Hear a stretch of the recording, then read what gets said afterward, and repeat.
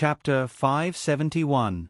The reason why Yang Yi was skeptical was because the song, Sweet Coffee, was not only a Cantonese song, but it was also a Cantonese song with a very low popularity.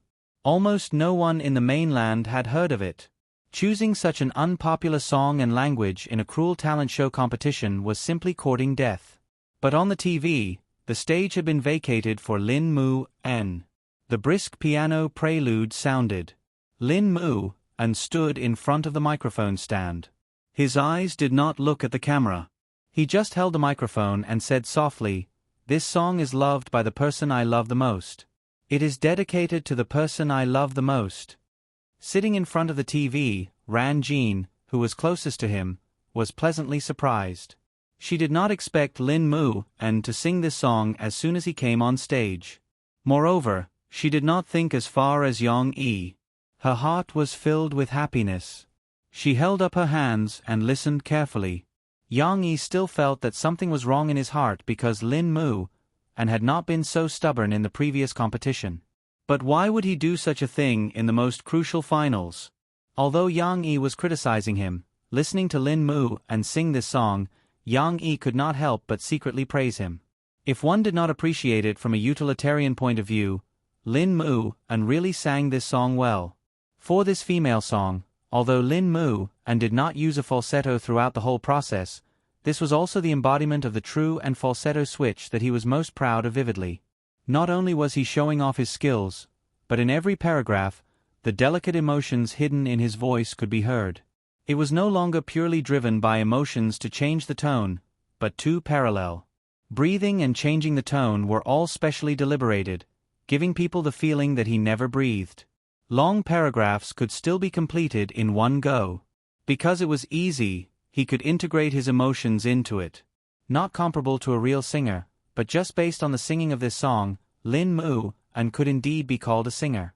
After half a year of precipitation, his level had improved a lot with the occasional guidance of Yang Yi and Murphy. Casually order a cup of white coffee, my sorrow in peace. It could be seen that not many people below the stage could understand the song he was singing, but there were still quite a few girls who were intoxicated by his gentleness and affection. After he finished the song, the confused audience still gave him a round of applause. The long-legged female host came up again and praised Lin Mu N. Then, she asked him what he wanted to talk about with his opponent when he said he wanted to wait until the song was over. The long-legged female host was all smiles, but she was also very bad. Everyone knew that she wanted to cause trouble. But that's not a big deal. In this kind of cruel competition, it's only fun if there's a little gunpowder. Lin Mu and took the microphone. He pondered for a moment and said, "I've always wanted to sing on the big stage. Today, I finally got my wish. This feeling is so dreamy that I'm a little reluctant to go down." Not only the audience in the stadium, but the audience watching the live broadcast in front of their televisions also laughed happily. Perhaps they all thought that Lin Mu and was preparing to say something ruthless by doing this. For example, the next sentence would be, "So I'm going to stand until the end. Sorry." However, Ran Jin, who was sitting in front of the television, was not as optimistic as Guazi and the others who were laughing beside her. She opened her mouth in surprise. Based on her understanding of boyfriends, Lin Mu and was definitely not a person who liked to provoke others. Moreover, Ran Jin saw a look of regret in Lin Mu An's eyes. Without waiting for Ran Jin's doubts to form, Lin Mu An's gaze became firm and he said, "But, I want to leave this stage. Yes, I want to withdraw from the singing youth competition." What? Everyone was dumbfounded. Yang Yi was shocked. He was just worried that Lin Mu An would go overboard and not be able to advance to the next round. But now, Lin Mu An directly told everyone that he was not going to play. What was he doing? Ran Jin also did not expect Lin Mu An to make such a decision. She sat there in a daze and no one could tell what kind of expression she had. How could this be? I didn't hear it wrong, right? Guazi shouted. The long-legged female host on the television helped him ask this question. The stunned female host subconsciously asked, "What? You want to withdraw from the competition? Is that true? Why?" A series of questions came at him. However, Lin moved and was very calm. He nodded and then said, I want to withdraw from the competition because not long ago, I found out that my juniors, the singer group 1000 Miles Chuan Shu from Jiangqing Media University, were cheated by Rong Huada's management company. They wanted to obtain 1000 Miles Chuan Shu's original songs and even hid my juniors, Lin moved, and was exposing the truth. In front of the television, the media reporters at the scene jumped up as if they had been injected with chicken blood. They desperately looked for paper and pens to record. Those who could not find anything recorded directly with their phones, recording pens, and cameras. The director at the scene was also shouting nervously, "Cut the advertisement, cut the advertisement." But it was too late. Lin moved and had already said the rest of his words. Before the competition, I found out that this competition was controlled by Rong Huada's management company, so I decided to. Before the last sentence was completely finished, the audience sitting in front of the television could see the camera unnaturally switch to another host. At the same time, the sound of Lin Mu's microphone was also cut off. The male host looked embarrassed, but still said in a very professional manner, "Ahem, let us first enter a short advertisement, more exciting, please don't go away." Regardless of how the host and director at the scene tried to save the situation, Lin moved and calmly handed the microphone back to the long-legged female host. Before leaving, he did not forget to apologetically say to the other party, "I'm sorry to have caused you trouble." The long-legged female host looked at his back and was stunned for a while. She was actually not angry about Lin Mu's withdrawal from the competition. As the female host in charge of Xiongnan TV station, her status was not low. Naturally, she knew what kind of background Rong Huada's management company that Lin moved and angrily criticized. Of course, she would not do anything for Lin moved, but in her heart, she still secretly felt sorry for this gentle, elegant, and affectionate big boy. "You. What have you done? Have you thought about your own future?" A few days later, Yang Yi held a few newspapers and looked at Lin moved and sitting in front of him, not knowing whether to laugh or cry. This matter was considered a big deal. Xiongnan TV station did not have that much authority and could not control the national media, so after Lin moved and returned to the hotel, there were still many reporters who interviewed him. Then, from Lin mov's detailed description, they learned about Chenli Chuanshu's experience. These media reports put Rong Huada at the forefront of the public's attention. Many people criticized Rong Huada and even questioned Xiongnan court. Why did they give such a strange verdict for such a case? For a moment, Rong Huada was in a terrible fix. Of course, Rong Huada was not at the mercy of others. A large number of public relations articles were frequently published in the newspapers and major websites. Their public relations did not rush to clear their name, but tried to divert the public's attention and put the public's attention on Lin mov's irresponsible mistake of withdrawing from the competition. Not only did a large number of hired writers write articles on the newspapers and websites criticizing Lin mov's actions, but there also seemed to be a lot of scolding from the internet, blaming Lin moved for affecting the normal progress of the competition and for having no professional ethics. For example, "A bar singer is trash, so reckless, he deserves to be a bar singer for life." Of course, Yang Yi was not affected by these public opinions. He was only worried about Lin mov's future. Being looked at by Yang Yi like this, Lin moved lowered his head and said softly, "I just want to use the live broadcast as an opportunity to call more people to pay attention to Liu Xiaoshu's situation. Moreover, whether I withdraw from the competition or not, I will still be in the top 8. Lin moved had never thought of signing with other management companies, so he felt that his results were just like this, and there was nothing to regret. Besides, he had participated in too many singing competitions in the past, so withdrawing from one was not a big deal. "You're stupid," Yang Yi said unhappily. "You dare to make such a scene and make others see you as a powder keg. Which management company in the country will dare to hire you in the future? Which program will dare to invite you on stage? Then, which competitions will you be able to participate in the future? Do you believe that the judges will directly kick you out of the audition because they are afraid that you will make a scene again?" Lin moved really did not think that far. He looked at Yang Yi in surprise and asked, "Does Rong Huada have that much power? Can it affect the whole country?" Of course it can't affect the whole country, but there are unspoken rules in the entertainment industry. Yang Yi sighed and said, "If you continue to make trouble, I'm afraid you will never have the chance to step into the entertainment industry again, unless you become a superstar." Just like in his previous life, when Singer Sun withdrew from the finals of the singers competition, he was also criticized by many people. Of course, although there were many stories behind the scenes that could not be explained, if Singer Sun was not one of the top male singers in the country, whether it was in terms of singing skills or the influence he had when he was popular, Singer Sun would have gotten himself into trouble. In this world, the power of the TV station was not as great as in Yang Yi's previous life, but the unspoken rules were still there. Lin Mu and was afraid that it would be difficult for him in the future. Lin Mu and opened his mouth, not knowing what to do. Of course, Yang Yi would not sit back and do nothing. Moreover, although Lin Mu and was a little reckless, this mess did give him an inspiration to solve the problem of Qianli Chuanshu and Tang Kai Tai, who was always causing trouble for him. If it was the previous Yang Yi, it would be too easy to solve Tang Kai Tai's problem. But now, his mentality had changed again. Unless it was something really important that was related to his family, Yang Yi would not easily take risks. Therefore, even if Tang Kai Tai wanted his book to be removed from the shelves of the major bookstores in Xiangnan, Yang Yi did not angrily go to Xiangnan. Instead, he temporarily put it aside and wanted to use normal methods to outsmart him. Now, Lin Mu and gave him a good inspiration. Yang Yi had already arranged for people to do this while the news was hot. Now, he wanted to help Lin Mu and.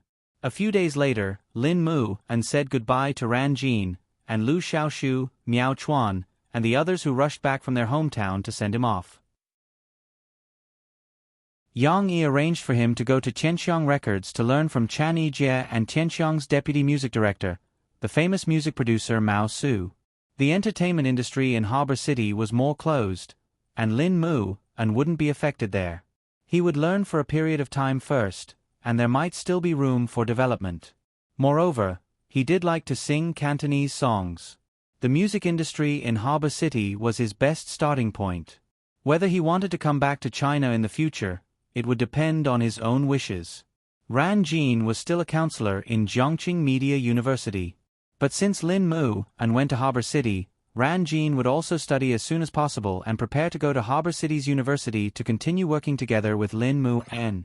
Both of them were from Cantonese province, and there wouldn't be any language problems developing in Harbor City. It was worth mentioning that the Hua Yi brothers did not sign Lin Mu, and because Chen Xiang wasn't in the charity industry. They were grooming Lin Mu and at Yang Yi's request, but Lin Mu and also needed to create value for them. But Yang Yi had already included Lin Mu and in his heart, and it didn't matter to the Hua Yi brothers if he wasn't one of them. Before Lin Mu and left, Yang Yi patted him on the shoulder and encouraged him, "Go there, talk less and listen more. Also, be more careful and develop well. I have high hopes for you." Chapter 572. Begging for monthly votes. Life was like a waiting platform. Some people were coming and some were leaving. Yang Yi sent Lin Mu away and picked up his sister. Yang Huan had just returned from the capital with Ding Xiang after filming The Maid. She also had to report to school. Tomorrow was the last day for the freshmen to report to school. Then, they had to gather and all the freshmen were arranged to participate in the military training. She couldn't miss any of the training. In the past, even a celebrity student like Qin Wen didn't dare to find an excuse to skip the military training. Yang Huan was not even a celebrity. Of course, she couldn't ask for leave because she had to film. Ding Xiang, Guazi and other senior students started school 2 weeks later. Lu Xiaoshu and Miao Chuan were the same. They were prepared to come to school on the last day of classes. However, Lin Mu helped them. When Lu Xiaoshu and Miao Chuan heard that Lin Mu was going south to Harbor City, they hurried back to send him off. After knowing what happened to Lin Mu Yang Huan and Guazi's reaction was very simple. They both felt relieved. Guazi had a great change of opinion of Lin Mu Yang Huan even shouted, "Brother N is a great hero who upholds justice and gets rid of evil for the people." Yang Yi didn't object. He could only tell Ding Xiang, who still knew a little about the ways of the world, to take care of these two unreliable guys. Yang Yi didn't accompany Yang Huan when she went to report to school. Today was Sunday, which was the time for the fan meeting that Murphy had been looking forward to for a long time. So, in the morning, he asked Wu Jingjing to take care of Shi and let the little girl stay at the Lon family to play with her friends. Then, he went to the studio with Murphy and accompanied her to meet the 30 selected fans. Murphy, Yang Yi. When the fans saw them, they jumped up from their chairs excitedly. Some people even shouted Yang Yi's stage name, Mu Xiang. Among the 30 fans, there were both men and women. Some were young girls who chased after their idols, some were women in professional attire, some were big boys with young faces, and some were uncles who looked really old or just looked old. But everyone was the same. They were all die-hard fans of Murphy. When Murphy greeted them and asked for their names one by one, they were so excited that they spoke incoherently. Today's fan meeting is mainly divided into 2 big segments and 4 small segments. Xiao Ai was today's host. She maintained order and pushed the event forward. The first big part and the first segment was to visit the Phoebe studio. This is our recording studio. It's usually used by Yang Yi and I. The songs you've heard, Glory, To Be Honest, 15th Moon, and so on, were all recorded here. Murphy liked this part very much, because she had always been very satisfied with the decoration and layout of the studio. More importantly, in this studio, she experienced the freedom that Tian Mei couldn't give her before. So although her tone was gentle and calm, the happiness and satisfaction in her voice couldn't be concealed. To be honest, there was nothing special about the studio. If there was something special, it was that there were 3 recording studios in this small building. The equipment inside was first class in the industry. A small studio was actually equipped with 3 luxurious recording studios. This could definitely be said to be luxurious. Yang Yi was rich. He left a recording studio for him and Murphy, and then another for Jin Yingming's usual use. The remaining one was just in case. For example, Guazi recorded Fairy Tale by the Hua Yi brothers before. However, a celebrity studio was very fresh for every fan. They visited a celebrity studio for the first time. There was no comparison, so how could they feel it was special? In the small building, the fans' satisfied praises came one after another. These modern decorations had made them feel that Murphy left the agency and opened her own studio successfully. Such a comfortable working environment would definitely inspire more inspiration and bring them more good works. Next, Mo Fei took the fans back to the well-decorated activity hall, and the real fan meeting was about to begin. Yang Yi sat on the side with a guitar in his arms. He just said hello and didn't say much, because this was Murphy's fan meeting. He couldn't overshadow the host. But the fans were very excited. Before they started, they whispered to their new friends, Yang Yi is also going to sing, right? We can just see the couple singing together. Murphy sat on the high stool. Before sitting down, she apologized to the fans. I'm sorry, can I sit down? Maybe I can't stand and sing with everyone like a concert. It's okay. It's right. Murphy, you're pregnant. Sit down, we don't mind. The fans talked at the same time. Suddenly, the distance between them and Murphy seemed to be shortened a lot, and the atmosphere in the activity hall was particularly warm. This time, I will definitely sing for everyone, but because my energy is limited now, I can only sing a few songs. So, what song do you want me to sing? After Murphy sat down, she held a microphone and asked as usual. In my voice. The little girl who was still underage said. Listen to the sea. I came across the sea to see you. First dream. Their faces were filled with excitement as they gave out the names of their favorite songs. The songs that everyone wants to listen to are different. How about this? Let's do a simple lottery. I will pick one person each time, and then he will choose the song, and I will sing. There will be a total of 3 people. Okay. Murphy had to follow the process discussed before and asked Xiao Ai to take out the lottery bucket. The fans didn't have any objections. Murphy had already given them a lot of respect by doing this, and they were very satisfied. Jia Siyuan. Murphy took out a note and read the name of the fan. The one who stood up was the office girl who dressed very maturely, but she was not reserved. Instead, like a little girl, she happily waved her hand and stood up. You are Jia Siyuan? Murphy was a little surprised. He, is my name a bit like a man's name? It can't be helped. Who asked my parents to give me such a name? Jia Siyuan's words made everyone laugh, but she was not reserved. Instead, she said generously, Murphy, I'm really your hardcore fan. When I was in high school, I liked listening to your songs very much. Thank you. Murphy responded gratefully. So the song I want to choose is a long time ago. It's your famous song, Strangers. Speaking of this, Jia Siyuan said excitedly, It's true, I've been to your concert in Yongqing this year, but you didn't sing this song. Although this song has been in the past for a long time, I think it's very nice. I hope to hear you sing it again. Murphy was a little surprised. She didn't expect that someone would still order her old song. This made Murphy moved to tears. She gently wiped the corner of her eyes, nodded and said, No problem. In fact, I sometimes practice this song because Yang Yi likes this song of mine very much. With that, Murphy turned to look at Yang Yi. Yang Yi smiled slightly. He didn't say anything. He just looked at Murphy. Then, his fingers gently swept the guitar strings. Ding ding dong dong, the melody sounded. It was the prelude to Strangers. Jia Siyuan immediately recognized it. She couldn't help but be excited. Oh, she said in a small voice. How affectionate were these two. Yang Yi can even memorize the score of Murphy's song from 6 years ago.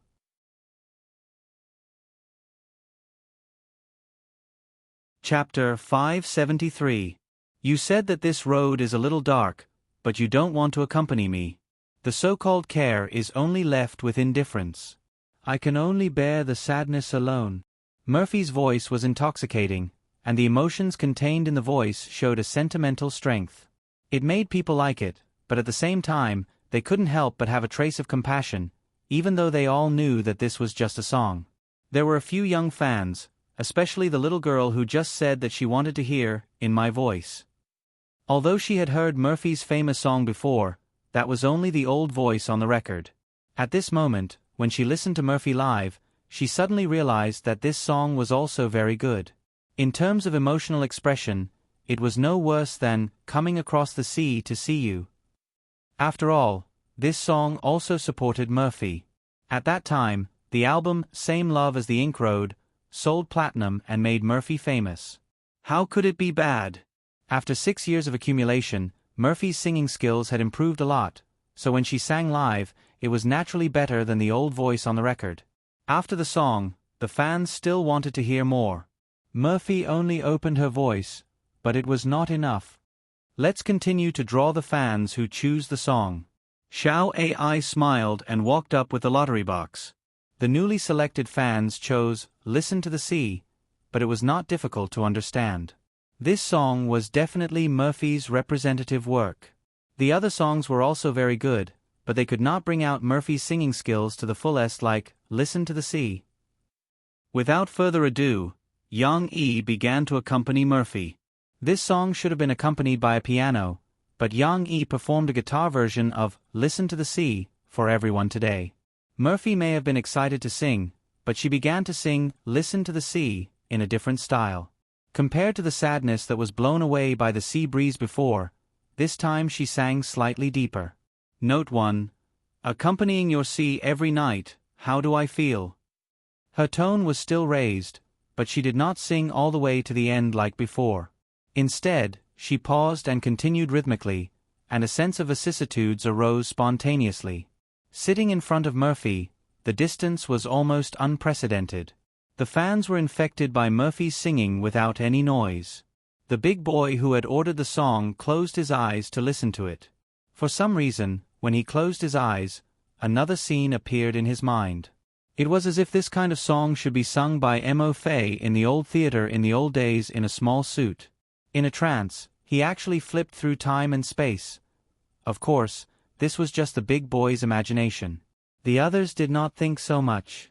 They thought it sounded good and found it interesting, so they shook their heads and swayed their bodies gently, with a happy smile on their faces. After a long time, Mo Fei also finished singing the third song. Although she just got excited, for the sake of her body, she stopped singing first. The staff at the back hurriedly brought up drinks and fruits so that every fan could eat in their own seats. Not much. It was just that when they chatted later, they could eat happily and chat at the same time. Yang Yi also put down his guitar, poured Murphy a cup of orange juice she liked to drink, and then made a large pot of coffee at the coffee machine next to him. Who wants to drink coffee? Yang Yi smiled gently, raised the coffee pot and asked. I want it. Me too. Give me one too. The response was very enthusiastic. It was as if when they visited the studio and sang, Murphy and Yang Yi's interaction with them was more easygoing, making them let go of their reservations. Yang Yi naturally satisfied them. He carried the coffee pot and went down to pour them coffee. Wait a minute. Wait a minute. The underage star-chasing girl, who raised her hand high, saw that there was still a lot of drink in her cup and hurriedly wanted to drink it in big gulps. Don't try to be brave, it's not like we don't have a cup. Yang Yi hurriedly stopped her and asked the staff to bring a new disposable paper cup. He poured her coffee and said, Drink slowly. Everyone talked happily and walked for a while. Xiao Ai came up to maintain order. She said, Next, it's time to tell your story. In the previous investigation, we learned that many fans have a lot to say to Murphy, or their own stories, or their own wishes or questions. Then, we must seize this opportunity. When a friend is talking, I hope everyone can keep relatively quiet and create a good environment for him to talk. Listen to his heart, or listen to what he wants to ask Murphy. Although there were only 30 fans, which was less than half a class in some schools, perhaps because they let down their guard, everyone's participation was very high. For example, the uncle who looked very old was the first to raise his hand and became the first person to tell a story. Actually, I'm not old, really, I just look old, but I'm only 27 years old. Murphy just called me Big Brother, and I felt embarrassed. The uncle was called Mao Jia, and his voice was clear. Sorry, I misunderstood. Murphy apologized to the other party with a smile in the midst of everyone's laughter. It's okay, I'm used to it. Mao Jia seemed more reserved in everyone's laughter. He scratched his head and said, In fact, I'm not the same as many of my peers. Maybe it's because everyone thinks I'm old, but I don't know why my mentality has become old. Everyone likes to listen to pop songs like Listen to the Sea and Love Me Don't Go, but I prefer to listen to 15th Moon and other military songs. Really, I also like to listen to other songs, but since your military song album came out, I don't want to listen to other songs. I'll listen to these 4 songs on an infinite loop. Mao Jia was worried that Murphy and other people wouldn't believe him, so he quickly turned around and said to everyone, I believe you, I also like 15th Moon very much. In fact, for me, the type of song isn't very important. Before Yang Yi wrote these songs, I didn't know that I could sing military songs, but it's really good. And it feels very good to sing, as if I've stepped into a new field that I've never explored before. I'm very happy. Murphy also told him her feelings. I've actually always wanted to hear you or teacher Yang Yi sing a military song, but I wasn't chosen just now. Mao Jia scratched his head regretfully. It doesn't matter, in a while, when we're done talking, I'll sing a few more songs for everyone. Among them, there's 15th Moon. How about this, I'll sing a part, and you sing a part? Murphy said with a smile. I don't sing well, I'll sing out of tune. Mao Jia said embarrassedly, Why don't you sing, Murphy? The star-chasing girl just now was very lively. She suggested, Murphy can sing a part, and teacher Mu Zi-ong can sing a part. I really like to see the two of you working together. Murphy froze for a moment, but the fans below the stage all agreed with this suggestion. They all laughed and applauded. Can I? Murphy looked at Yang Yi. Sitting on the side, Yang Yi, who tried to reduce his presence as much as possible, coolly made an okay gesture. After a while, it was finally Jia Siyuan's turn. She couldn't hold it in any longer. When she was called, she immediately stood up and said, "Murphy, I have a story I want to share with you."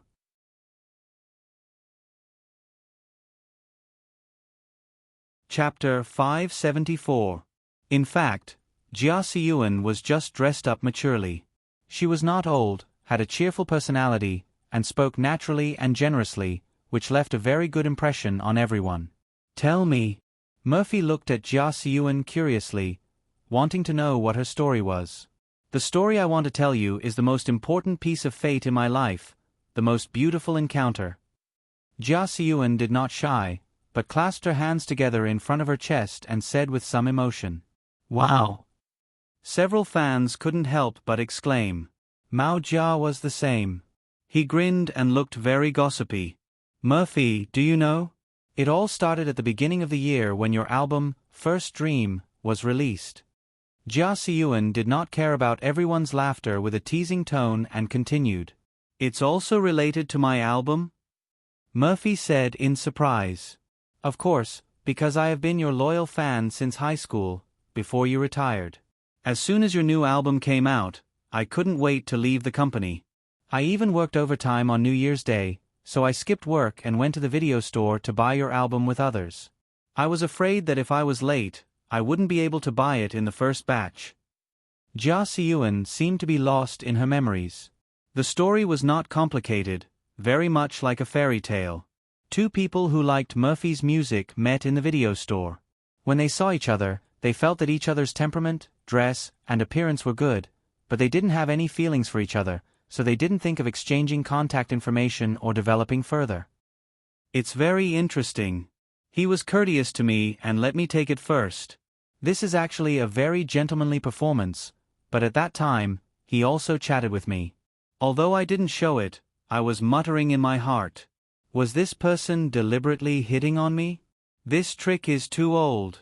Jia Siyuan didn't feel ashamed at all and said it openly. The others listened with great interest. Later, I asked him and found out that it wasn't. He just felt a little embarrassed after touching my hand, so he casually found a sentence to ease the awkwardness.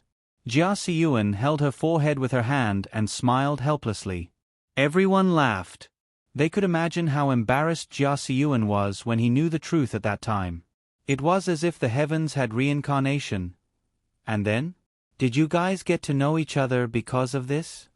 Murphy was very happy to eat the melon and took the initiative to ask. "No, I didn't leave after I bought your album."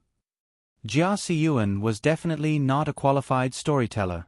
She rambled on for a long time, talking about how she argued with others over Murphy's album and how Murphy's songs were good. Then she circled back to the man who bribed the store manager to let him play Murphy's album. When I saw that scene, I suddenly felt that this guy was quite interesting. His style of doing things deeply attracted me. And really, after he asked the store manager to play your song, many customers who didn't know about it couldn't help but go to the front desk to ask whose song it was. "It's so good," Jia Siyuan said happily. After digressing for a while, Jia Siyuan finally got to the part where she boldly stopped the man who was about to leave and asked for his phone number. Whoa. It was very rare for a woman to chase a man. Including Yang Yi and Murphy, everyone couldn't help but cheer for Jia Siyuan's decisiveness and for this fate. "Then now, are you still together?" Murphy asked cautiously. She was a little worried that she would make a mistake. Jia Siyuan's face was full of spring breeze. She happily stretched out her left hand, showed her wedding ring, and said, "He has now leveled up. It's also because of the positive influence of Murphy and Yang Yi's marriage and pregnancy. We feel that since we get along so well and our personalities make each other feel comfortable, why not bravely hope for a permanent relationship?" It was a bit fast, but almost 10 months had passed. The blossoming of love also made people feel warm after listening to it. They couldn't help but be infected by Jia Siyuan's happiness. Actually, I also didn't think that I had the chance to become one of the 30 lucky fans. So in the beginning, my husband and I also tried to forward it. I also told him that no matter which one of us got it, we must go and tell Mo Fei our story. This fate was given to us by Mo Fei. Jia Siyuan looked at Mo Fei and said. He also told me that it didn't matter. Even if I was selected, I would let you go. In the end, unfortunately, I was selected and he didn't have the chance to show me his chivalry. Jia Siyuan still laughed casually, as if in their life, everything was interesting, optimistic, and worth looking forward to. Murphy was moved by Jia Siyuan's story. Her eyes were a little moist, but when she heard the last part, she couldn't help but laugh. When Jia Siyuan finished, she stood up and walked down. She gently hugged Jia Siyuan and said with a smile, "Thank you, but I still want to say that fate is your own. My song was just a coincidence. But no matter what, I'm very happy. I'm happy for you, and I'm happy for myself to be able to witness your love." Jia Siyuan's story was obviously the most beautiful story in this fan meeting. It was like a fairy tale that infected everyone. However, not everyone would have such a coincidental encounter. Like a star-chasing girl, when it was her turn, she didn't have any story. She just had a stomach full of words that she wanted to tell Murphy. She told Murphy how she liked Murphy's song. Her friends also liked it very much. There was even an antique boy who usually didn't like to listen to music who liked Murphy's happy and unfettered lament. "Thank you for your support, but you're still students. Usually, you're nervous about your studies. You spend your parents' money to chase stars, so I still hope that you can chase stars rationally. Under the power of stars and idols, you have to study hard and become the outstanding talent you want to be." Murphy didn't know if it was because of her pregnancy, but her maternal instincts were activated. She was still very concerned about this girl. She wasn't like this in the past. In the past, Murphy preferred to look at the world with cold eyes. If you did something that she didn't like, she wouldn't look at it and wouldn't say anything. Yang Yi was drinking coffee on the side. Listening to Murphy's carrying words, he didn't feel that she was like a different person. Because Murphy usually didn't talk much, Yang Yi liked Murphy's quietness and simplicity, but he didn't really could only say that he didn't dislike, Murphy's indifference. She could care about others, which was also an act of being considerate.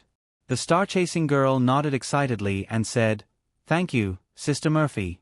Actually, my grades are pretty good. I can often be ranked in the top 10 of my class. Our teacher said that it wouldn't be a problem for me to get into a better university." Before Murphy could feel happy for her, the star-chasing girl clenched her fists and looked at Murphy expectantly. She said, "I will definitely study hard and work hard to get good grades in the future college entrance examination. But, Sister Murphy, you have to work hard too. Do you know that we fans are all anxious for you?" "Ah." Murphy looked at her in confusion, not knowing what she was referring to. The star-chasing girl counted with her fingers and rambled on about how Murphy was said by some media to be the queen with the weakest starlight and the most unstable divinity. "Sister Murphy, you have 2 platinum albums. They dare to say that about you. Then, they say that Sister Murphy doesn't take the entertainment industry seriously. You retire whenever you want. Once you get pregnant, you disappear from the media. Even an A-list singer can't reach this level of popularity. No queen would be so lazy," the star-chasing girl said indignantly, but this anger was mixed with uneasiness. "My classmates and I are very angry. Also, I joined many of my fan groups. Everyone is worried that Sister Murphy will disappear for a few years again and make everyone wait in vain. Don't worry. It's different from last time. I'll be back soon. And even if we don't appear in front of the media often, accept interviews, shoot commercials, and rush for announcements, we'll still sing for everyone." Murphy comforted this little girl and said, "Just like in October, we'll release a new song again." "Really?" Not only the star-chasing girl, but everyone else also asked with a look of surprise. "Really, but actually, it can't be said to be a new song. For example, Today You Will Marry Me, that everyone was very enthusiastic about, and Yang Yi's Want to Sing Me to You, and so on. These songs have actually been recorded and will be released to everyone in the form of singles one after another," Murphy said. "I'll buy it. Really, I'll buy every song." The star-chasing girl looked at Murphy, then looked at Yang Yi and said excitedly while waving her fist. Not only her, but everyone present were hardcore fans. Although there was no doubt that they would all buy Murphy's songs, they still couldn't help but express their opinions with her. I have one last small wish to tell you, Murphy. After everyone finished laughing and joking, the star-chasing girl was still reluctant to sit down. She raised a finger and looked at Murphy pitifully. It's okay. Today's time is more casual. You can say it. Murphy smiled at the other party. This fan meeting was only left with Murphy and Yang Yi singing a few songs. However, Murphy's state was still relatively good. She swept away her usual melancholy at home and her face was full of radiance. It seemed that she also enjoyed the feeling of interacting with fans. That's right. Although I know that it's not convenient for you now, Sister Murphy, I still hope that after you give birth to the baby and come back, you can do it. Let those media who look down on you see how amazing you are. The star-chasing girl said excitedly, Sister Murphy, in my heart, you are the best female singer in all of China, and even the world. Okay, after I come back, I will work hard and become the best female singer. I won't let you down. Murphy was infected by the other party's emotions. She clenched her fists and said seriously to the other party, You have to work hard, study hard, and get into a good university. These words were a bit thoughtless. If it was spread out, she would definitely be caught by the media. Therefore, when the fan meeting was over, Mo Xiaowan and Xiao Ai hurriedly communicated with the 30 fans and asked them not to reveal Murphy's unintentional words of, become the best female singer. However, no one could be sure that no one would say it out loud. After Mo Xiaowan came back, she complained to Murphy, Sister, how can you say something like that? What if others use this as an excuse and say that you're overestimating yourself and that you're arrogant just because you got some results? Murphy frowned and said, I only said that to encourage this child and let her study hard. But the media won't listen to your explanation. They'll only take it out of context. Mo Xiaowan scratched her head and said worriedly. Yang Yi had been listening by the side. He finally couldn't help but come over and put his arm around Murphy's shoulder. He smiled and said, Okay, Murphy, you didn't do it on purpose. Don't take it to heart. Also, if the media exposed it, then let it be exposed. Who said that our Murphy isn't the best female singer? Let me tell you, not just in China, but in the world. Are you comforting me? Murphy couldn't help but laugh. Yang Yi shrugged and looked at her with a smile. Mo Xiaowan rolled her eyes and helplessly covered her forehead. She thought that Yang Yi was teasing Murphy, but she didn't know that Yang Yi was serious. He suddenly thought of something from the girl and Mo Xiaojuan's conversation. Why couldn't Murphy become the best female singer? In other words, why couldn't Murphy become a world-class superstar like Beyoncé? She could speak English too. Growing up in America, Murphy's English was about the same as the Americans'. Most importantly, Murphy's singing was no worse than Beyoncé's. The so-called unstable divinity was just because she was too low-key and didn't compete. But it didn't matter. He had a huge amount of resources and all kinds of wonderful ideas from his previous life that could support her divinity. Let Murphy become China's queen first, then a world-class superstar. Yang Yi seemed to have found a very interesting game. Of course, it would be very difficult to complete the game. After all, on the one hand, she didn't need to be as busy as when she was in the management company. She didn't need to rush for work. She only needed to record songs, go on some of her favorite variety shows, and sing for her fans on stage to ensure that she had enough time to spend with her family. On the other hand, she wanted to achieve a work-life balance and become a superstar at the same time. In other people's eyes, it might be a fool's dream. However, Yang Yi felt that it wasn't impossible. When he patted Murphy's shoulder to comfort her, many interesting ideas flashed through his mind. Moreover, he didn't need to put too much effort into these ideas. He only needed to come up with ideas. Didn't Mo Xiaowan always complain that Yang Yi and Murphy didn't have a schedule together? She had nothing to do and was bored out of her mind. Let her arrange all of this. When Murphy came back, these preparations could be said to be paving the way for her to become a true superstar.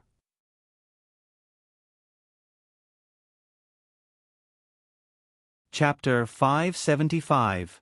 After Mo Fei's fan meeting ended, although it was still the end of September, on Monday, Springfield Kindergarten started its new school term. The happiest person was, of course, Shi. During this summer vacation, other than Lon Xian, who often played with her as a neighbor, she rarely saw her other friends. Therefore, when Yang Yi sent Shi to the door of the new classroom, the little girl kissed her father on the cheek and couldn't wait to wave at him. "Goodbye, Papa." Hearing the joy in her voice, Yang Yi couldn't help but feel a little jealous. This little girl wanted to play with her friends of the same age, but she didn't stick to her father every day and yearned for his embrace like before. But this was all growing up. Like other worried parents, Yang Yi looked in through the window. He saw Shi in the classroom, surrounded by a group of friends. The little girl's happy smile was like a ripple, rippling in circles. Yang Yi watched for a while, then turned around and prepared to leave. He was also preparing to report to Zhongchuan today. He didn't need to register.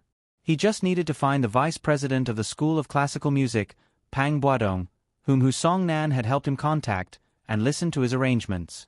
However, when Yang Yi turned around, he saw David and his daughter, Lu Weisha. "Lian." David greeted him cheerfully. Previously, he couldn't distinguish the Yang from Yang Yi, so Yang Yi simply gave him his English name. This tall foreign little girl was still a little shy. When she first saw Yang Yi, she was actually very happy because Yang Yi could speak her language, although only a little. However, when she saw Yang Yi looking over, she restrained her joy. However, it had to be said that there was still a gap between the standards of raising a child and the father's. Lu Weisha was wearing a pair of purplish-red pants and a short-sleeved shirt with flower petals printed on it. This combination could be said to be very ordinary. Unlike Chinese parents, David was not worried about whether their children could integrate into the new environment. After he brought Lu Weisha to Mr. Mu, he left with Yang Yi. "Leon, I forgot to ask. What do you do for a living?" David and Yang Yi were communicating in English, but he was curious as to why Yang Yi could speak Swedish, which was a relatively unpopular language, so he asked. This was a good question. Yang Yi was stunned for a moment and didn't know how to answer. The things he did were too complicated. You could say that he was a writer or a singer, but he also had other identities.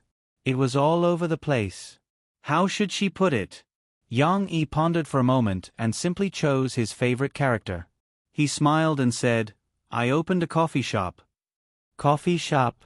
I didn't expect you to like coffee too," David said in surprise. "Sorry, I'm not discriminating. It's just that when I talk about China, I think of tea just like when I talk about England." As if they had a common language, Yang Yi and David chatted. After the two fathers left, Mr. Mu brought Lu Weisha into the classroom. The children were still chatting with their favorite children. Except for a few children near the door who curiously looked at Lu Weisha, who looked different from them, the rest of the children's attention was not affected at all. "Lu Weisha, sit here for a while. After class, I will introduce you to the other children, okay?" Mr. Mu asked Lu Weisha to sit down on a chair and then said with a smile. Lu Weisha's English wasn't as good as her father's. After all, she hadn't studied English systematically before she went to school, so she didn't really understand. However, the general meaning wasn't hard to understand, so she nodded in confusion. Mr. Mu still had to welcome the other children. She helped Lu Weisha put her school bag and lunchbox in her cupboard. Then, she asked Mr. Shan in the class to take care of this child who did not speak well. She then walked out. Lu Weisha sat on the chair with one hand on the table and the other hand clutching her clothes uneasily. She looked at the other children enviously, but she did not understand what they were saying at all. She always felt isolated. It was just like Shi when she first came to kindergarten a year ago. At this time, someone in Shi's small group finally noticed Lu Weisha. "Foreigner, there's a foreigner there." Lon Xian, who liked to look around, shouted as if she had discovered a new world. However, she seemed to be worried that she would be heard, so she lowered her voice in embarrassment. Lon Xian often went abroad with her parents. She was not as scared of the blonde Lu Weisha as she was at the beginning. She even felt that she was normal. After a few glances, she looked away. Foreigner? What foreigner? Chen Shiyun, who liked to join in the fun, was a little hoarse today. However, she still desperately asked loudly to make her presence felt. Shi and her friends followed Lan Xian's finger and saw Lu Weisha, who was sitting there uneasily. The little girl's eyes lit up. She walked out from among her friends and called out in a clear voice, "Lu Weisha." Lu Weisha was stunned for a moment. She turned to look at the person who called her. When she saw Shi, Lu Weisha thought for a while. After all, foreigners look the same to Chinese people. Hedge. Lu Weisha. Shi did not forget the Swedish sentence that her father taught her last week. Therefore, she ran to Lu Weisha and happily greeted Lu Weisha.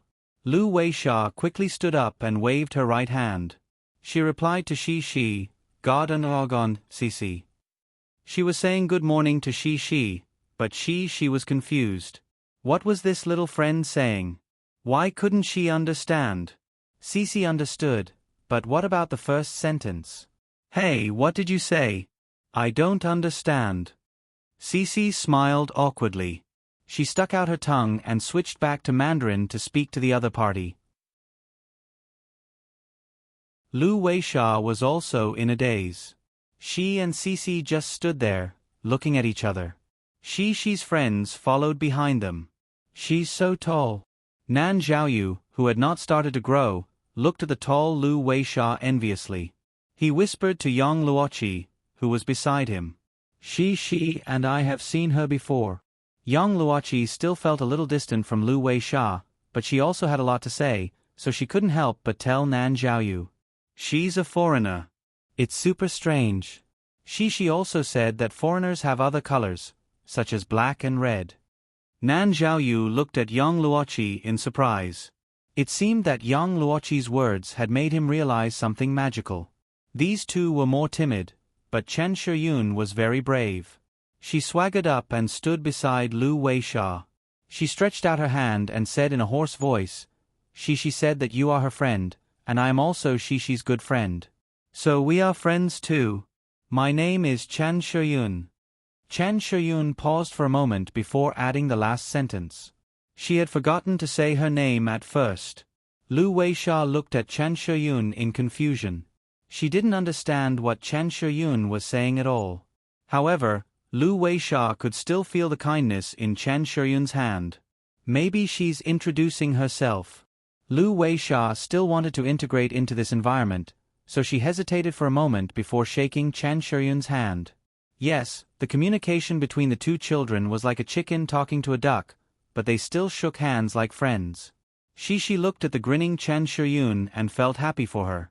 The little girl giggled and helped to introduce. "She's Lu Weisha. Chen Shiyun, I'll teach you how to talk to her, okay? Tell her, Hedge. Lu Weisha." Chen Shiyun was a little carried away. She waved her hands and shouted, "Hey, Lu Weisha." "No, it's Hedge." She corrected. But it didn't matter. When Lu Weisha heard Chen Shiyun call her name, she smiled happily. She quickly nodded and said in English with a very strange pronunciation, "What's your name?" She knew a little English. She understood this sentence.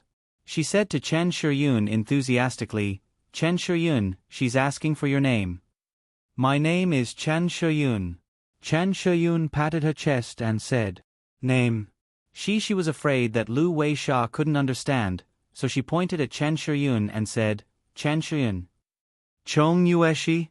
Lu Weisha repeated, but her pronunciation was completely wrong. "It's Chen Shiyun, not the one you're talking about." Chen Shiyun shouted and laughed. Shi and Chen Shiyun were still helping Lu Weisha to understand Chen Shiyun's name. Lan Xian, who was next to them, was also eager to try. She wanted Lu Weisha to know her. And this lively scene still moved the two timid children, Yang Luoqi and Nan Zhaoyu. When they saw that Lu Weisha didn't seem to be afraid, they also wanted to talk to her. When Teacher Mu came back, she saw a few children surrounding Lu Weisha and talking.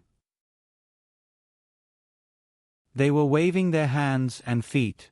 They didn't know what each other was saying, but they seemed to be very happy. This scene made Teacher Mu dumbfounded. What's going on? She was worried that Lu Weisha wouldn't be able to blend in with the other children because of the language barrier. There were foreign children in other classes, but it was easier to communicate with those who spoke English. After all, the kindergarten also taught the children some simple English words and conversations. But Lu Weisha spoke Swedish, which no one understood. Of course, Teacher Mu didn't know that because of Shi, Lu Weisha wasn't ostracized and could be accepted by the other Chinese children so quickly.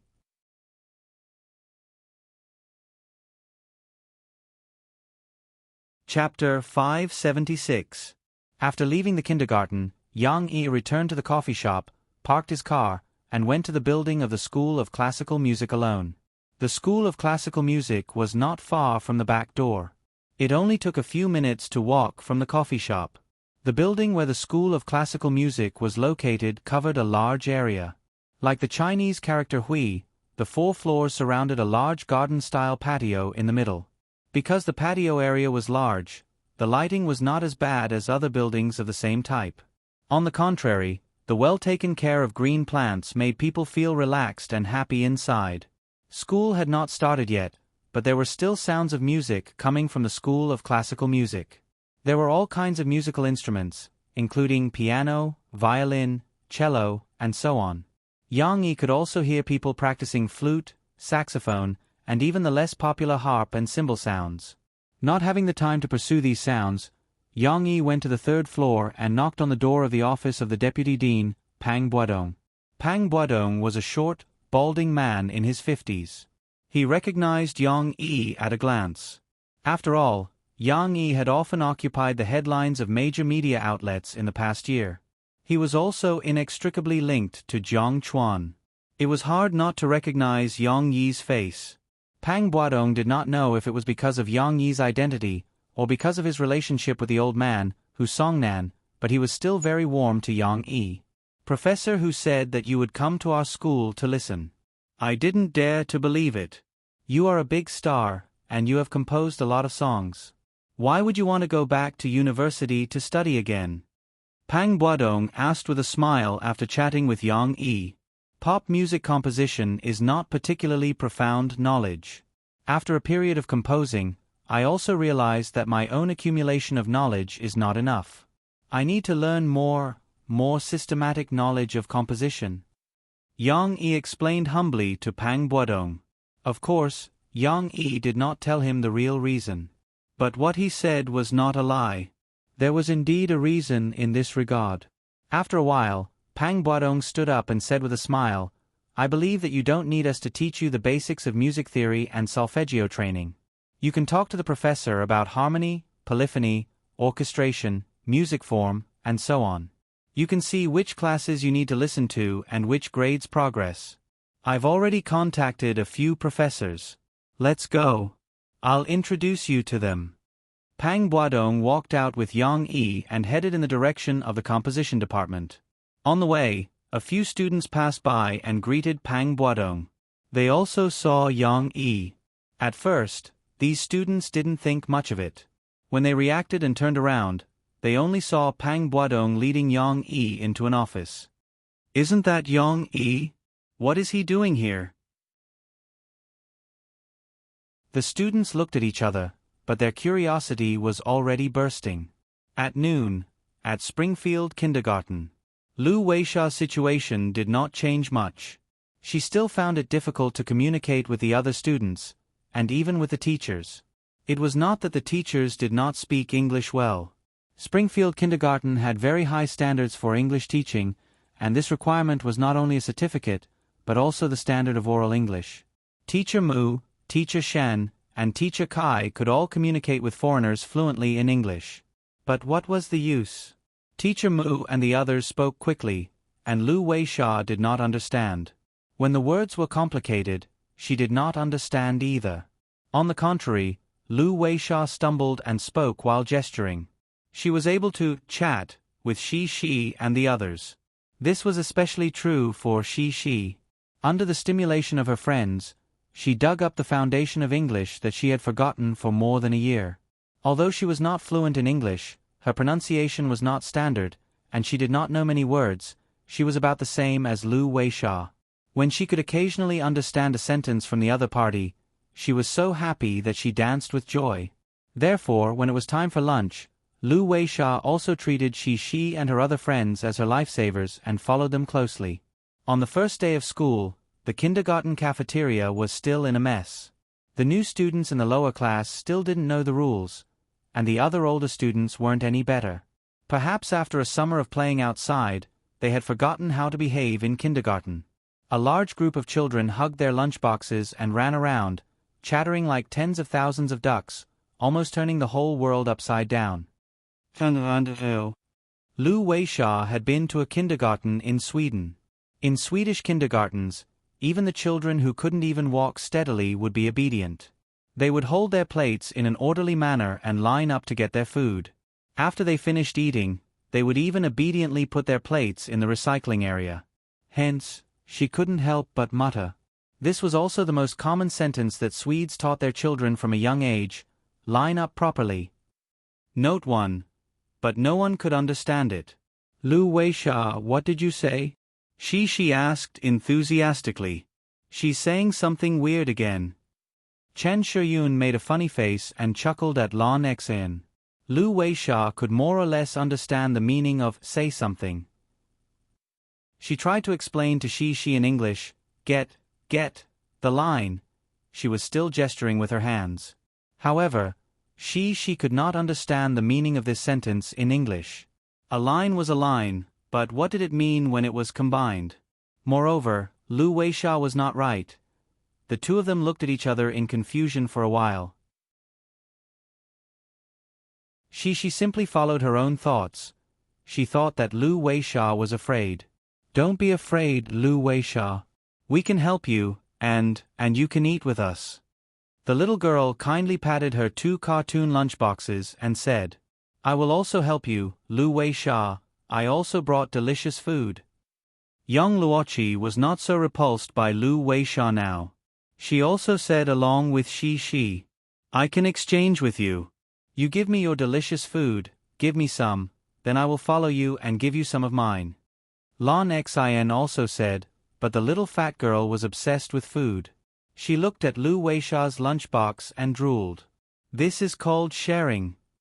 Nan Zhaoyu felt that if he did not speak, he would not have a sense of existence. Sharing. The few children were happy. They did not know why they were laughing, but this smile also infected Lu Weisha, and she also smiled. However, when the teachers arranged a seat for them, everyone sat down and watched the other children skillfully take out a sumptuous meal from their lunchboxes. Lu Weisha was stunned. She hesitated for a moment, and then opened the lunchbox and took out a sandwich. A few pieces of vegetables, ham, and eggs. This kind of sandwich was actually quite delicious. But at noon, compared to other people's food, the gap between the rich and poor suddenly became obvious. Inexplicably, Lu Weisha felt like the wind blowing the fallen leaves in her heart. Don't think that the Swedes eat this kind of thing every day. The Swedes are still a little particular about food. They liked cold meals, such as cold smoked or warm smoked salmon, pickled salmon, cold smoked pork leg, and all kinds of sausages. These were all common dishes on their table, and the cheese, toast, and all kinds of berry dessert pies were needless to say. But who asked Lu Weisha to prepare lunch for her father, David? It was just a sandwich. It was soft and cold, and it was hard to eat. Fortunately, she was used to bringing an extra lunchbox for her children. She turned her head and saw Lu Weisha holding a sandwich. Do you want it? She pushed her box of sumptuous and beautiful dishes towards Lu Weisha, and she even changed to English and said again, You want to eat? Not to mention the other dishes, Lu Weisha looked at the lychee meat, tomato, and cauliflower. Just by looking at the thick juices and the red tomato color, she knew that it was sweet and sour. It was very tempting. Lu Weisha could not help but swallow her saliva and asked softly, Can I? Yes, we have to share. She said with a smile. The girl's curved eyes were like the moon in the night sky, as clear as water, as if reflecting people's hearts. Lu Weisha did not understand Shi's words, but she understood what she meant. Lu Weisha felt warm in her heart, and she said sincerely to Shi, "Tak. Thank you."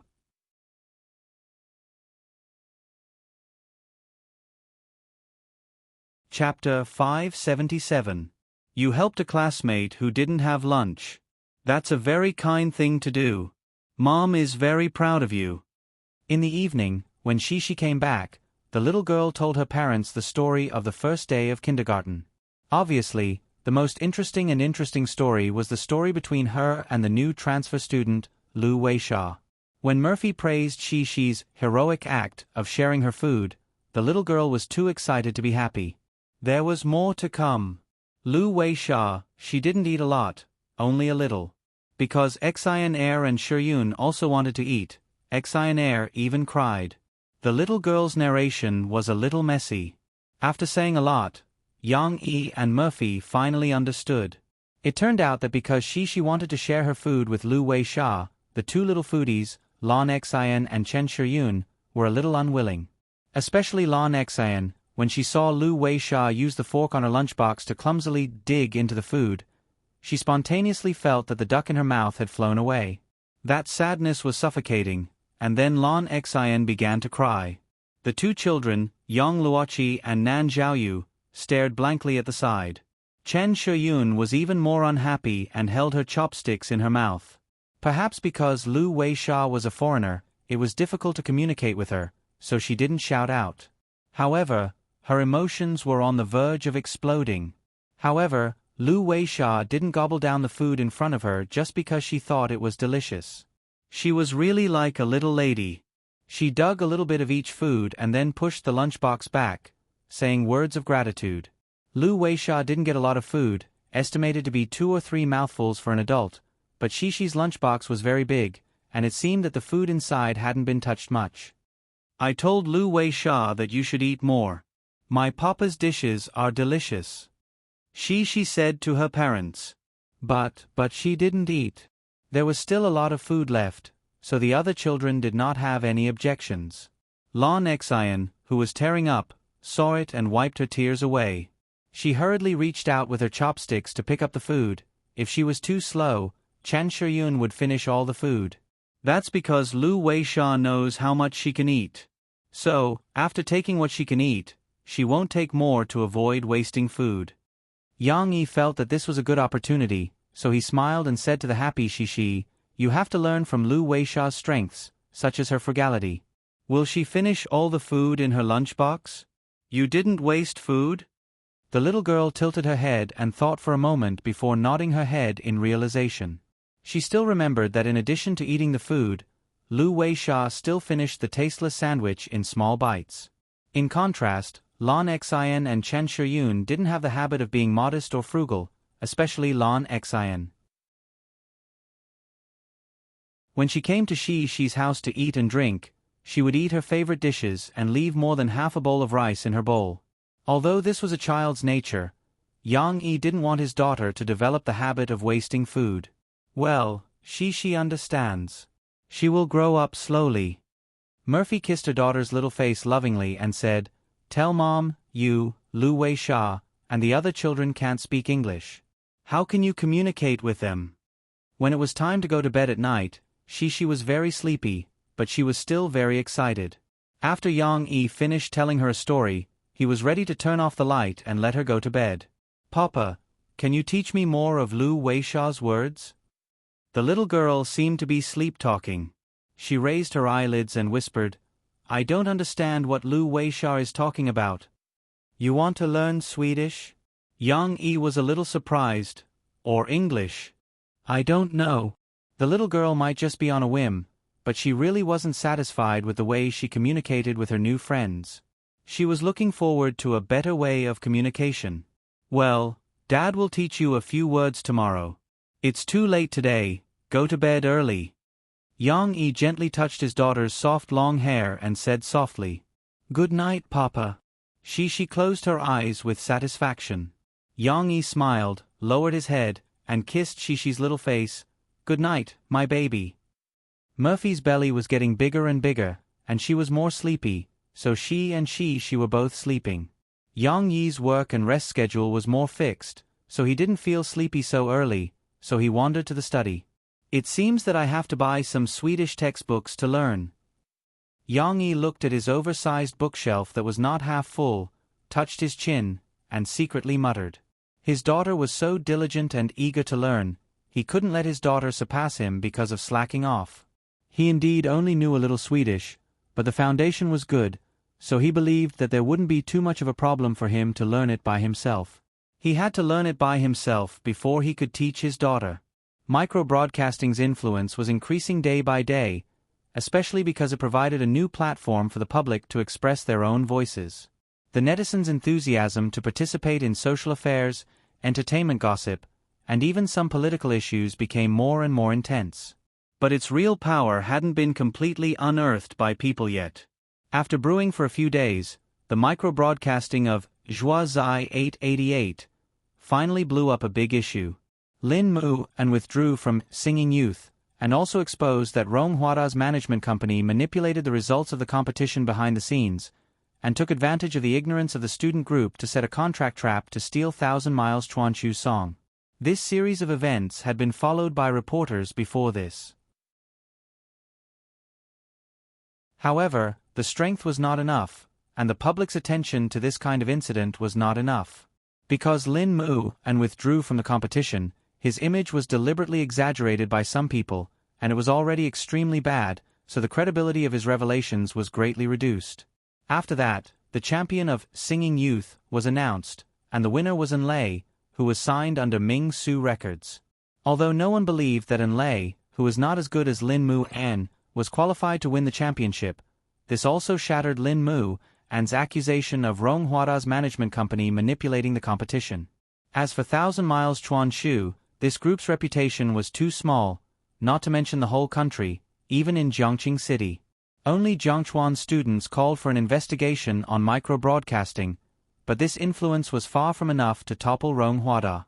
Rong Huada explained this matter to the reporters who asked questions about the contract dispute.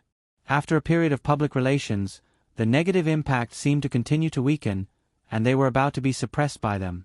But at this time, Zhuo Zai Lu Yu dug up some of the clumsy deeds done by Rong Huada and Tang Kai Tai under his own micro-broadcasting. Although it was only some evidence that Huayang had asked people to investigate openly and secretly, Lu Yu, according to the guidance of the mysterious man, fabricated some sensational plots. For example, at the beginning of micro-broadcasting, people angrily saw this description: "My father is Tang Rong. Child star Tang Kai Tai drove outside the school 2 years ago and injured a student. He wanted to escape, but when he was stopped, he not only didn't wake up, but also arrogantly shouted to passers-by, thinking that the police dared not arrest him. This car accident did exist. It was included in the evidence that Huayang had investigated, but it was not used in court. Because this car accident did not cause any deaths, but only a student's leg was broken. The Tang family spent money to keep the peace, and also used their connections to prevent the police who investigated at that time from leaking to the media. Therefore, this could only be regarded as an undisclosed scandal of Tang Kai Tai. But in the story, the injury was blurred. Whether the injured person was alive or dead, the statement was vague. Let's just assume that he was dead. But how could the person who hit someone be so arrogant? As for whether Tang Kai Tai was so arrogant, who knew? Anyway, this guy really liked to talk about his father all the time. The netizens in this world also did not lack a sense of justice. They also hated some people who bullied others with their power, and they were also willing to speak up for the weak. With such a sensational plot in front of them, the angry netizens would naturally continue to watch it. Many of the things that Tang Kai Tai did with his father's identity as the director of the Xiongnan Television Bureau, such as snatching other celebrities' resources, framing artists he did not like, and even cheating and suppressing Qianli Chuanshu who did not cooperate, seemed to be amplified by anger and became evidence of Tang Kai Tai's crimes.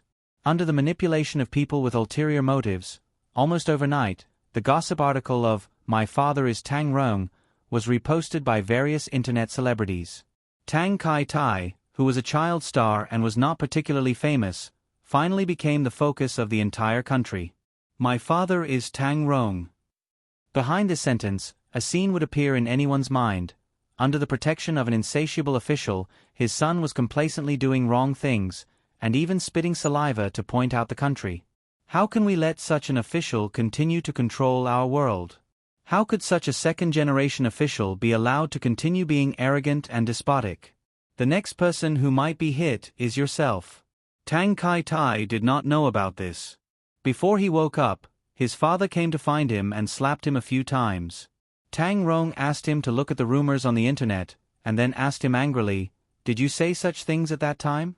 Is there something wrong with your brain?" "I don't know, I don't remember." Tang Kai-tai was still confused. His brain was like a mass of paste, and he could not remember at all. "Didn't I tell you not to use my name to show off? Look what you're doing now. Look at what you've done." Tang Rong hammered the table. However, now, regardless of whether Tang Kai-tai said this or not, he still had to do public relations to eliminate the impact.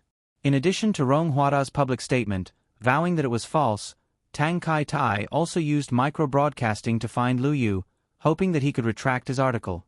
The problem of money was negotiable. Of course, there was also coercion and some intimidation of cross-provincial pursuit. However, Lu Yu turned his head and sent a screenshot of their conversation. Unfortunately, Tang Kai-tai still used his own micro-broadcasting to find Lu Yu. Lu Yu not only made himself a hero who was not afraid of power, but also showed Tang Kai-tai's arrogance. The netizens who followed this matter became more and more angry. However, the government had not yet paid due attention to micro-broadcasting's public opinion. Although the internet was going crazy, there was still no third-party or official response. The netizens on the internet felt even more angry and sad about this situation, and their scolding of Tang Kai-tai became louder and louder. They did not believe Rong Huada's public relations at all. A few days later, finally, the State Television Administration was alarmed. They opened an official micro-broadcasting and announced to the public, "Disciplinary officers have been sent to strictly examine Tang Rong."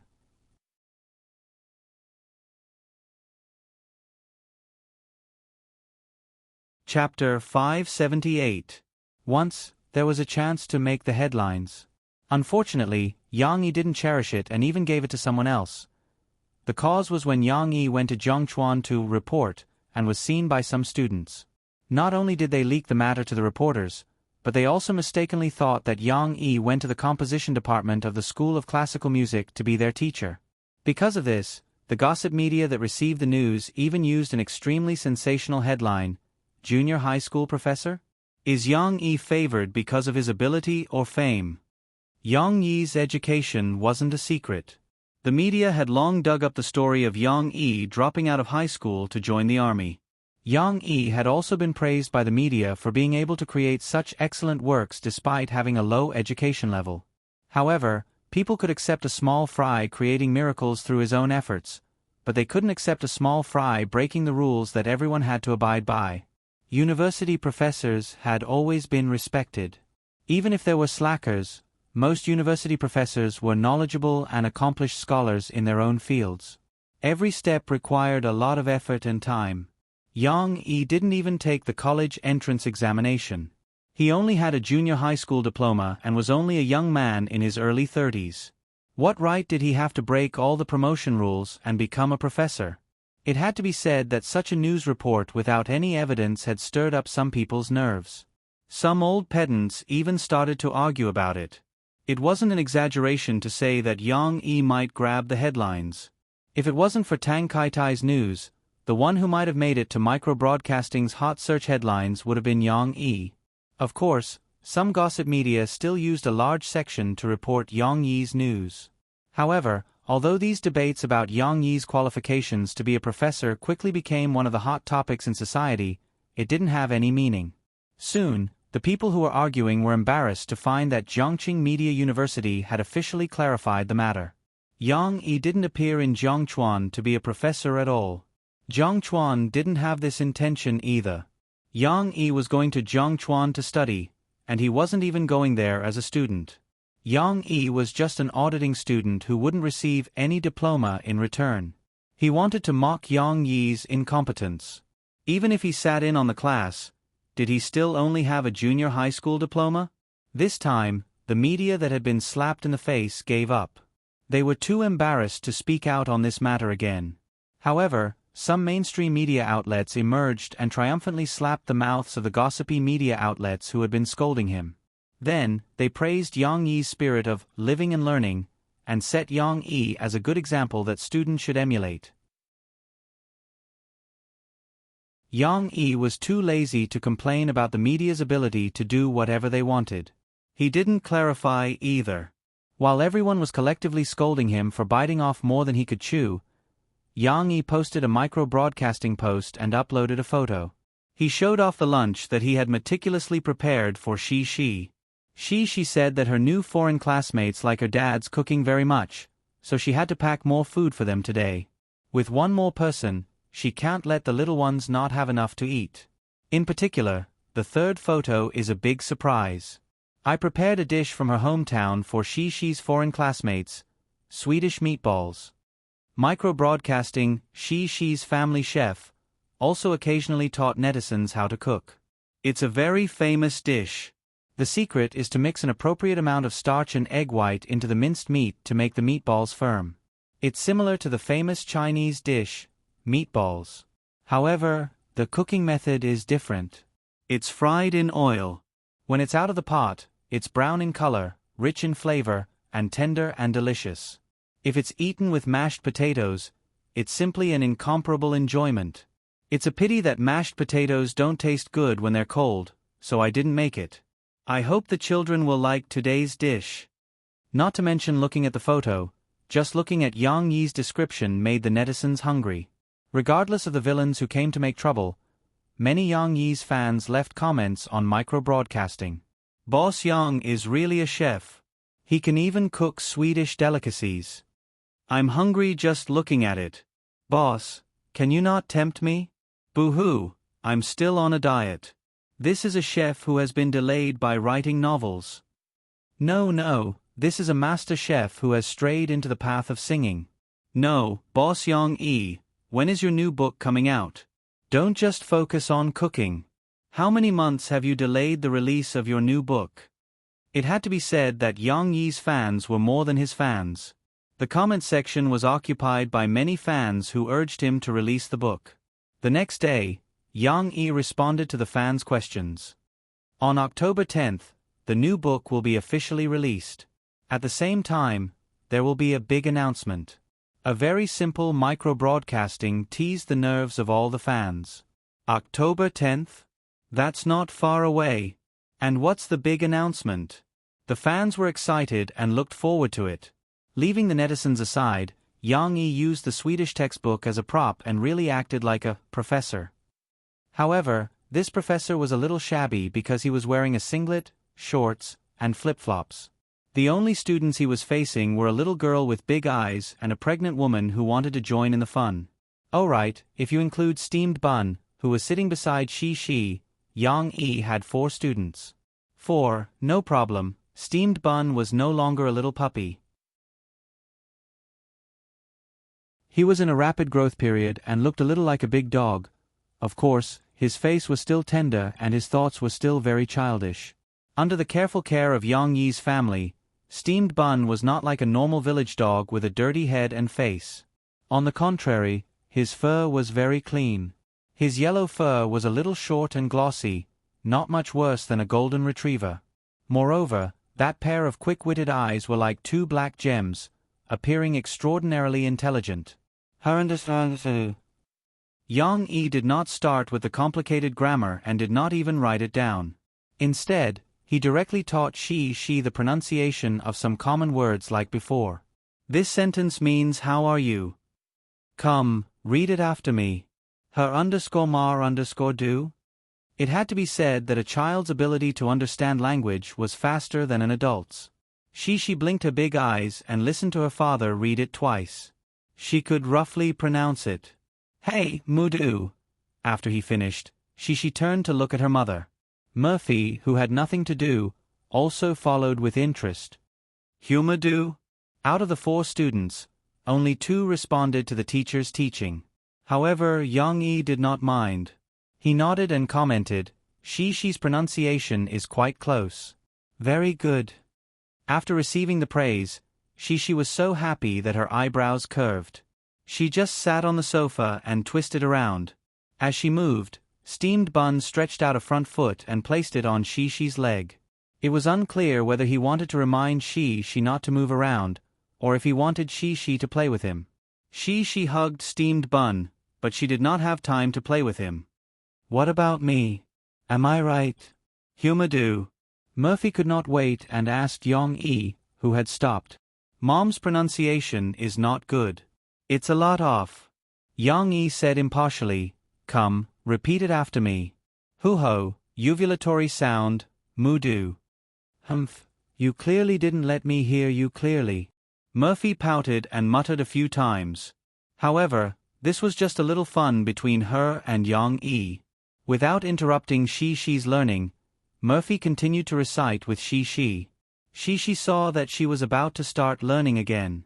She quickly sat down and recited with her father seriously. Here, the tongue should be slightly upward like this. Of course, some pronunciation corrections were still necessary. The little girl followed her father's tongue and looked at him with a smile. If it did not involve the confusing grammar, learning language was quite interesting, especially those strange pronunciations. To the little girl, it was like a small game.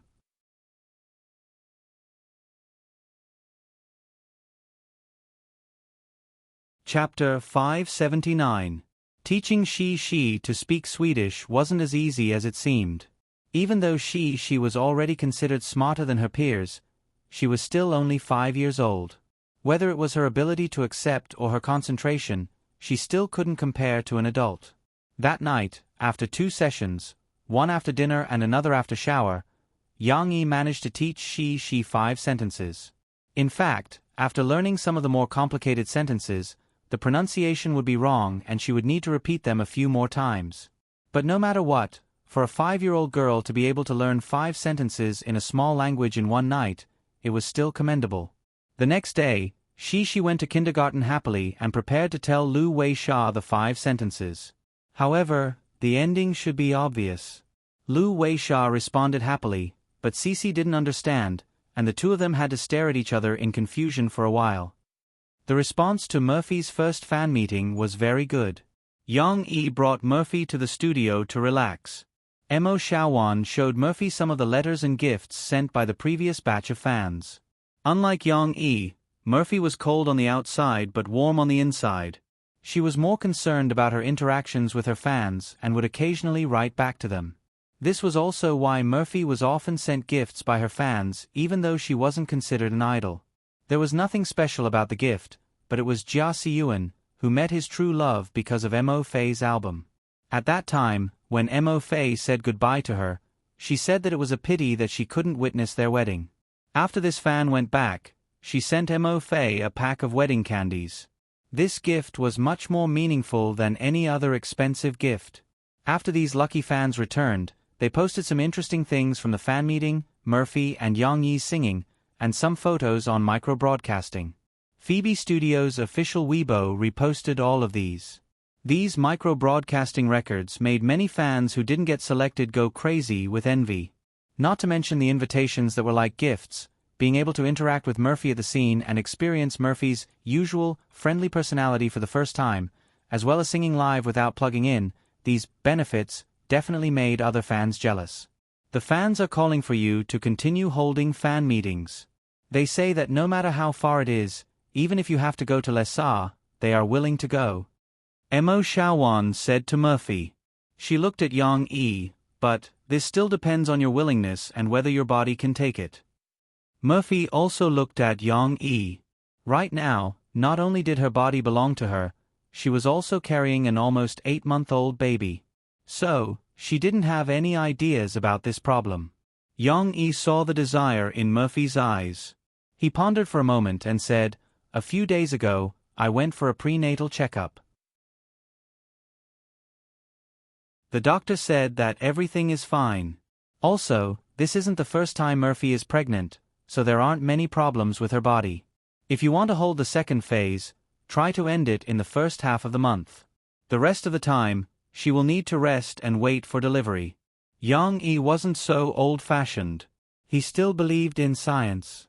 Moreover, if he held fan meetings, Murphy would basically sit in a chair and Yang Yi would accompany her, so there wouldn't be any problems. The benefits were obvious. An appropriate job could keep a pregnant woman optimistic and cheerful. Including swimming, an appropriate amount of exercise could also help Murphy maintain a good physical condition, which was more beneficial for her future delivery. I know. Murphy's face lit up and she nodded happily. Also, control the duration a little. Just sing 2 songs in each of the 2 sections. Don't be too tired. Yang Yi said this to Mo Xiaowan. Mo Xiaowan nodded and memorized it. Today, Yang Yi came to the studio not only to take Murphy out for a walk, but also to talk to Mo Xiaowan about some business. Xiaowan, is it troublesome to open a production company? Yang Yi asked. Brother-in-law, you mean a film production company? Actually, our Hua Yi brothers can also do it. You see, we can invest in micro-movies like Fairy Tale and The Fugitive. As long as you have money, the project will only look at your funds. Mo Xiaowan explained to Yang Yi. I'm talking about an entertainment program production company, or a variety show production company.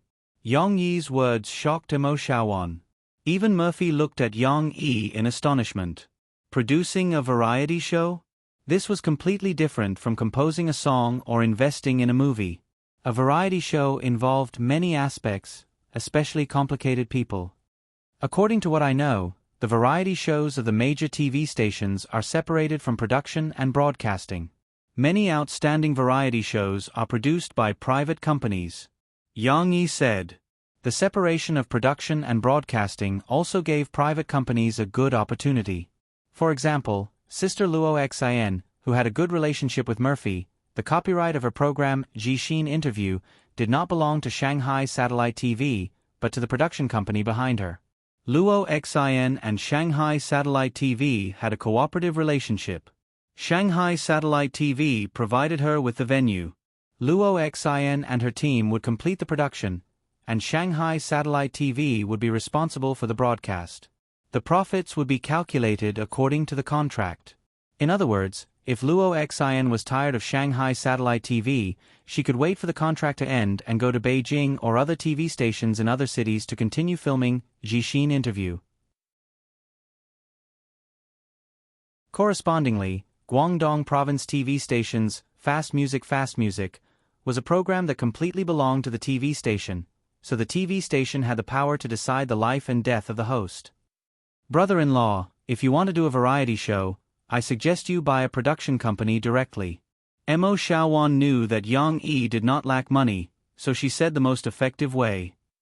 Because the production of the program is not simple, if you want to build your own team from scratch, you will need to hire a lot of people.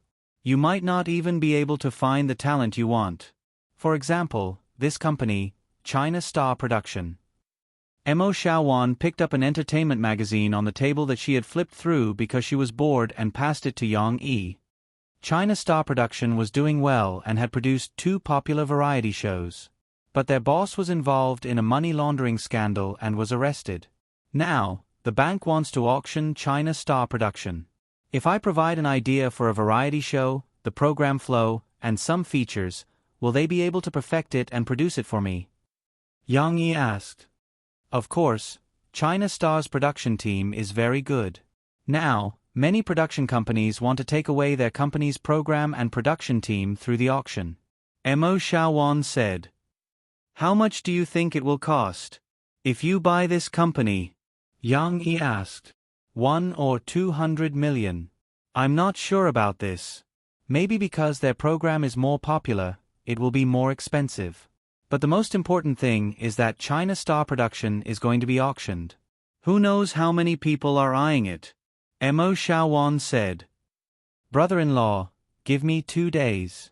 I will let you know after I get someone to investigate. Yang Yi nodded. Actually, Yang Yi did not care about the programs produced by China Star. The main thing was that Yang Yi had to get the production team of this company. He could bid for the program first and then resell the program that he did not want to others. At the same time, on the other side of Zhongqing, in the Jiangnan military camp, Guadabeo was carrying 2 big boxes and walking on the road. These 2 big boxes were local specialties that his mother had sent to him. They were candied fruits that were grown at home. They were not worth much, but they were delicious. His comrades loved to eat them. So, Guadabeo's family would send him a batch every few months for him to eat with his comrades. Actually, the express delivery had arrived half a month ago. But at that time, he was participating in the military competition in the grassland. So, when he came back today, he packed up and hurried to the door to get it. Later, I will open it and let everyone have a taste. Then, I will call home. Guadabeo thought. Suddenly, there was a clear shout behind him. Baldy Chong. Ah, no, Guadabeo. It was not scary, but it was too sudden. Guadabeo almost threw the 2 boxes away and turned around to fight back. There were bottles and jars inside. If he threw them away, they would be gone.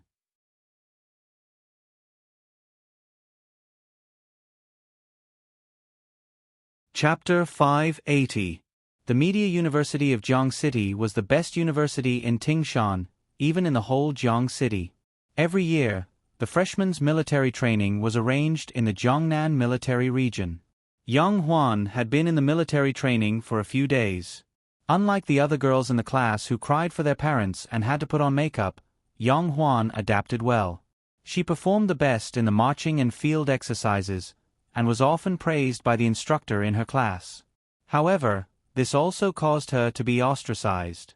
Other than a few good friends with similar personalities, many of the girls in the class were hostile towards her. It felt as if they were guarding against her snatching their boyfriends away from them. Yang Huan could choose to ignore them.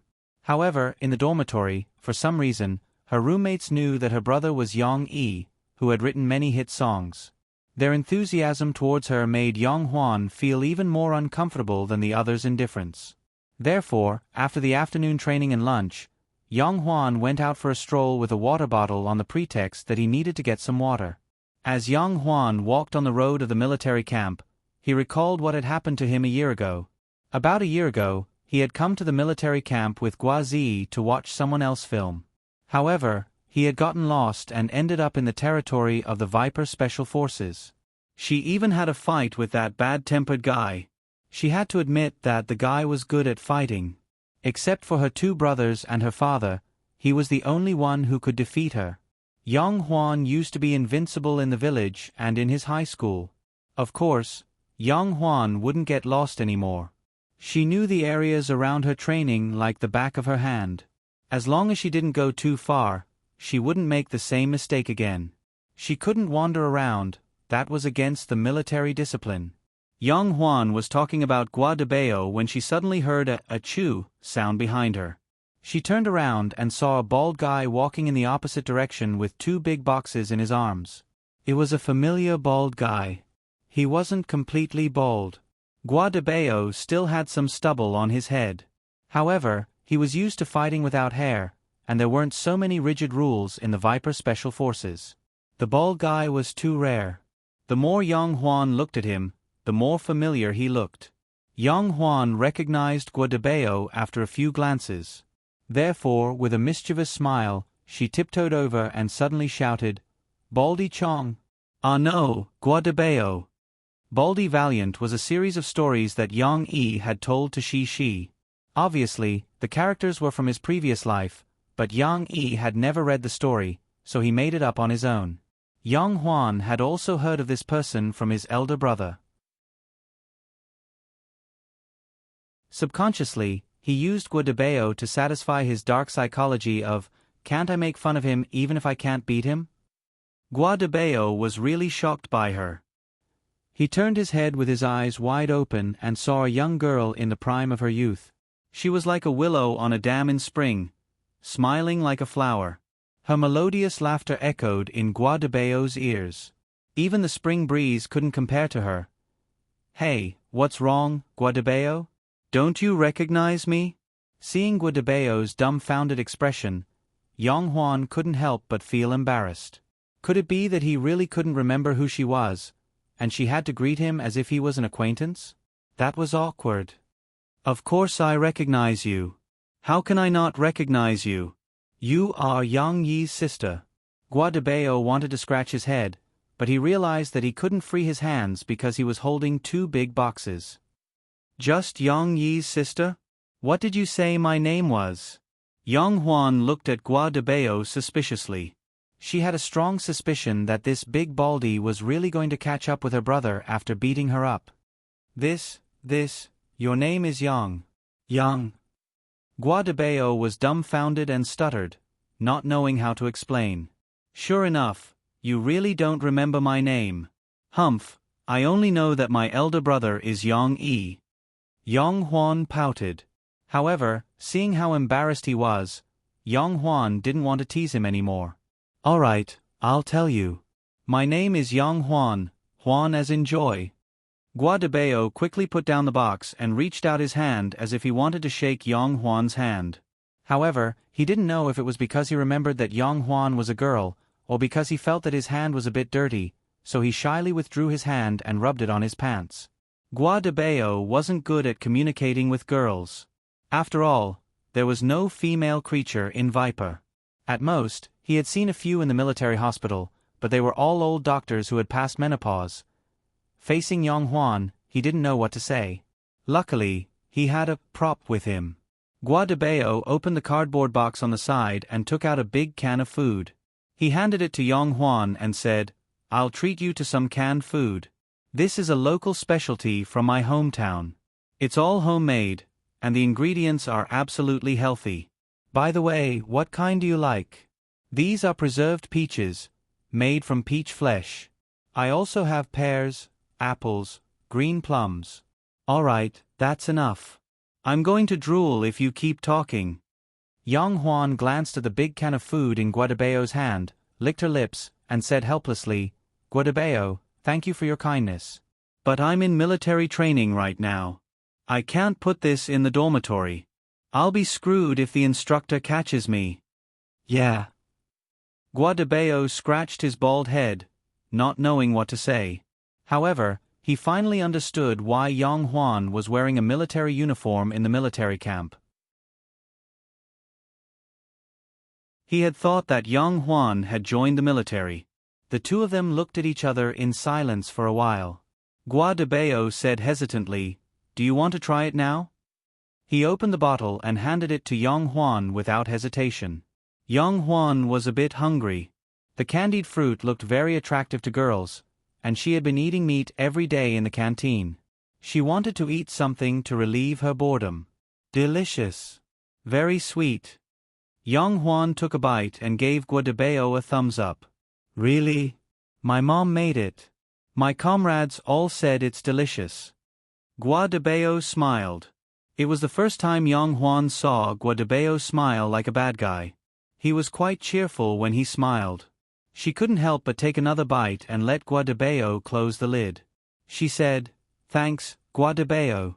You're treating me to something so delicious. You can go to my brother's place next time. You know where it is, right? It's the coffee shop behind Zhongchuan. I'll treat you to a meal." As the saying goes, courtesy demands reciprocity. "Okay." Guadabeo thought for a while and said, "When will your military training end?" "They won't be so strict when you leave. I'll leave you a can since you like it so much." "Really? Our performance tomorrow will end the day after tomorrow. A car will pick us up in the evening. Can you give it to me when you're free?" Yang Huan didn't stand on ceremony with Guadabeo. She smiled and asked, "Yeah, we just came back from a competition. We don't need to go out for training this week except for basic training." Guadabeo nodded. "You guys had a competition? What competition? Did you get first place?" Yang Huan couldn't help but ask curiously. "Well..." Guadabeo was embarrassed again. He scratched his head and said embarrassedly, "It's a competition in the military. I didn't get first place. The first place belongs to your brother's previous unit. They're better. It's okay. You're good too. Work hard and get first place next time." Yang Huan patted Guadabeo's shoulder and smiled. Gua de Bao looked at the pretty young Huan in her military uniform and her bright smile. He couldn't help but feel a little absent-minded. It was as if he was bathing in the spring breeze. He nodded firmly. "Okay, I'll talk to you later. I have to get water and go back to the dorm to rest. Otherwise, if the instructor catches me, you know." Young Huan smiled and pointed at the two big boxes beside Gua de Bao's feet. "You should go back too. Can you carry these 2 boxes?" She chuckled. "Actually, I'm just concerned. I can't help you even if I want to. It's okay. I can do it." Gua de Bao smiled, revealing his white teeth.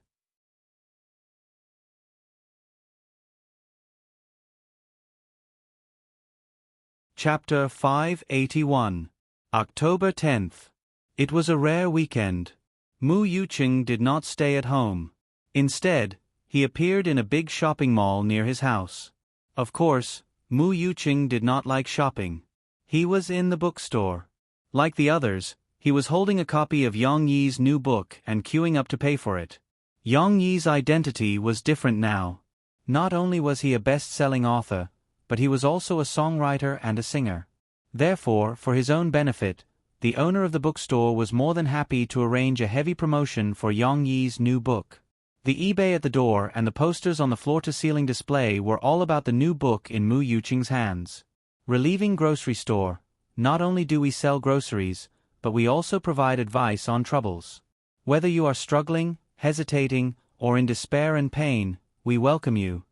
After Journey by Night, Yang Yi's new non-children's novel is another one.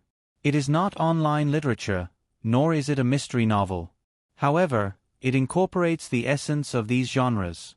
The story is brilliant, gripping, and subverting people's imaginations. This grocery store can help you find the lost things in modern people's hearts. Mu Yuqing could not help but want to flip open the book and read it carefully. However, he still had to pay for it first. Actually, Mu Yuqing had already participated in the pre-sale online. Just like before, the new book was delivered to him at noon by the Sahara Express Games. However, Mu Yuqing could not wait that morning. He went to the biggest bookstore near his house and bought a copy.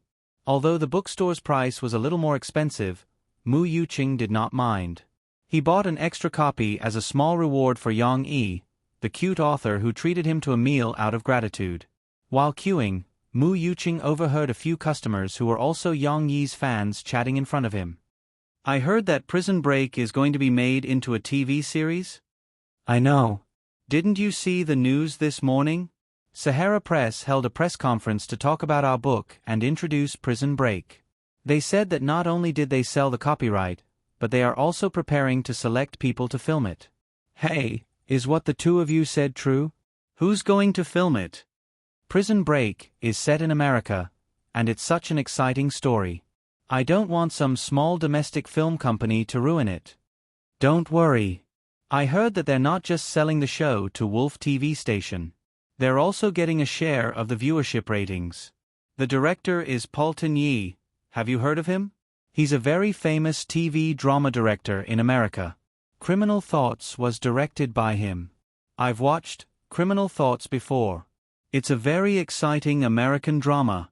If it's their director who's directing Prison Break, I'll be more at ease. Hearing this, Mu Yuqing patted the other party's shoulder in amusement and said, "Brother, I heard you guys talking about the copyright of Prison Break. I don't think you guys need to worry at all. Master Yang Yi pays great attention to the copyright of his works, like Soldier Assault and Drawing Sword. Didn't he choose a good director for these 2 works? If Chen Fengchen can't do it well, I don't think there are many directors in China who can do it well."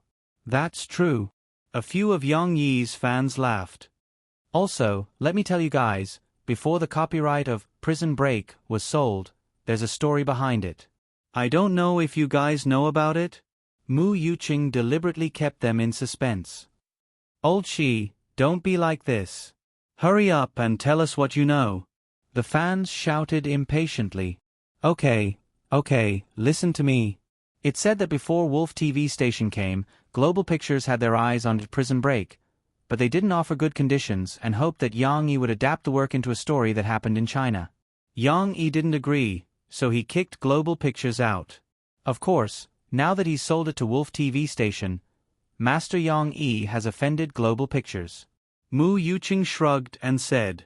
This was what he saw in a post on Yang Yi's personal website. The people from Sahara Publishing did not clarify or admit it, which meant that it was very likely to be true. Really? Global Pictures. They're giants. What if he offended them? The fans were worried. It's okay. Wolf TV station's background is no worse than Global Pictures. They have the backing of Time Corporation. Yang Yi isn't afraid of them. Mu Yuqing comforted.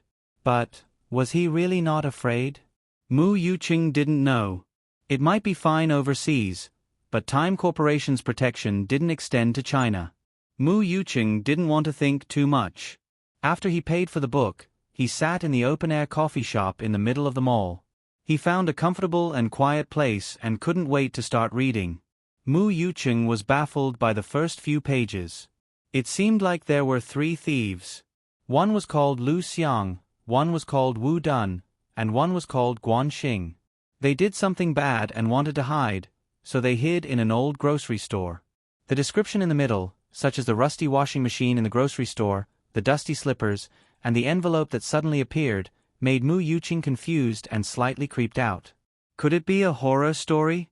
If it was a horror story, then it wouldn't be good. Mu Yuqing didn't like horror stories. He was afraid of ghosts. It was still summer in Yongcheng in October. The scorching sun outside was scorching the earth.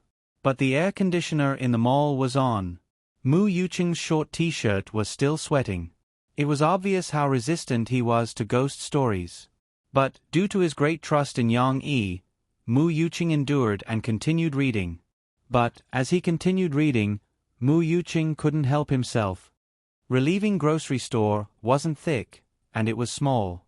Compared to Journey in the White Night, the word count was at least half. The story only had 5 chapters. Of course, each chapter had a few small sections. But, unknowingly, Mu Yuqing had already flipped through half of it. The story was beyond Mu Yuqing's expectations. Even though he had high expectations for Yang Yi, he didn't expect this book to be more imaginative than Journey in the White Night.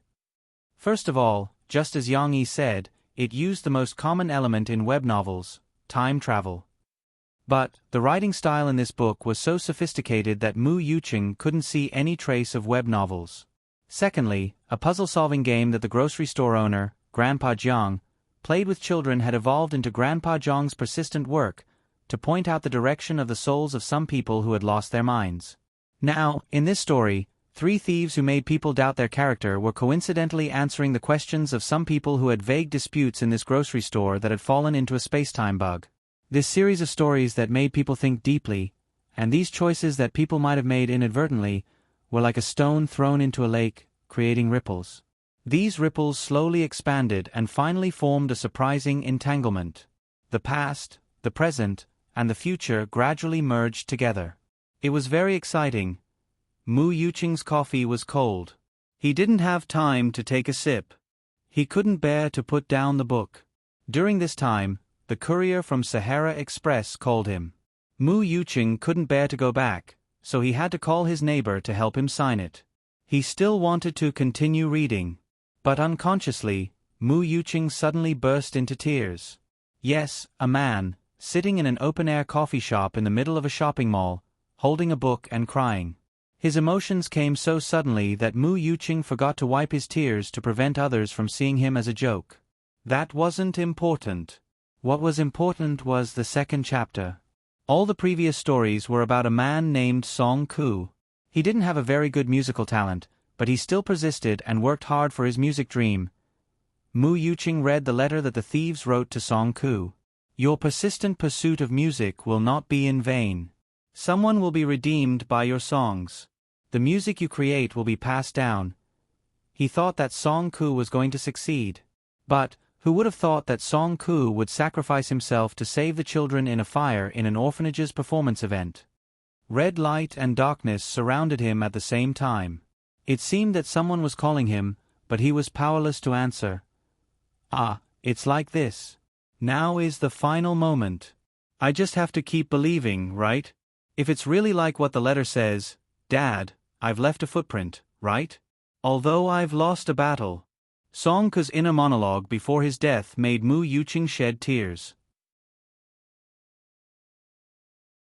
He finally understood why the thieves wrote that sentence in the letter, "Please always believe in this, until the last moment of your life." It turned out that the thieves already knew that Song Ke was going to die, and the little girl he saved would also step into the music world with his music, so that his music would be passed down. In the afternoon, Mu Yuqing finally finished reading Relieving Grocery Store. The moment he closed the book, he couldn't help but smile, but there was also a lot of reluctance. The whole story seemed plain, but the short stories in each chapter were full of ups and downs, and it was very exciting. But wasn't the most beautiful thing still the intertwined connection between people in this letter? Mu Yuqing suddenly remembered a sentence he had read before: the water surface wrinkled by the wind, the faint fragrance of unknown wild flowers in the distance, the water plants gently dancing under the clear water, and the slight smile of strangers passing by on the wrong boat are all essential elements that make up this happy picture, and they are also fetters that can't be easily abandoned, just like our lives. The origin of these beautiful words could no longer be found, but so could the emotions that this book brought to him. Mu Yuqing took a sip of the cold coffee that seemed a little bitter, and Yang Yi's new song rang in his ears. It wasn't his imagination, but the shopping mall was indeed playing the song that Phoebe Studio released a few days ago, and then it became popular with many people. Because I just happened to meet you, leaving a footprint is beautiful. The wind blows, the flowers fall, and tears fall like rain, because I don't want to be separated.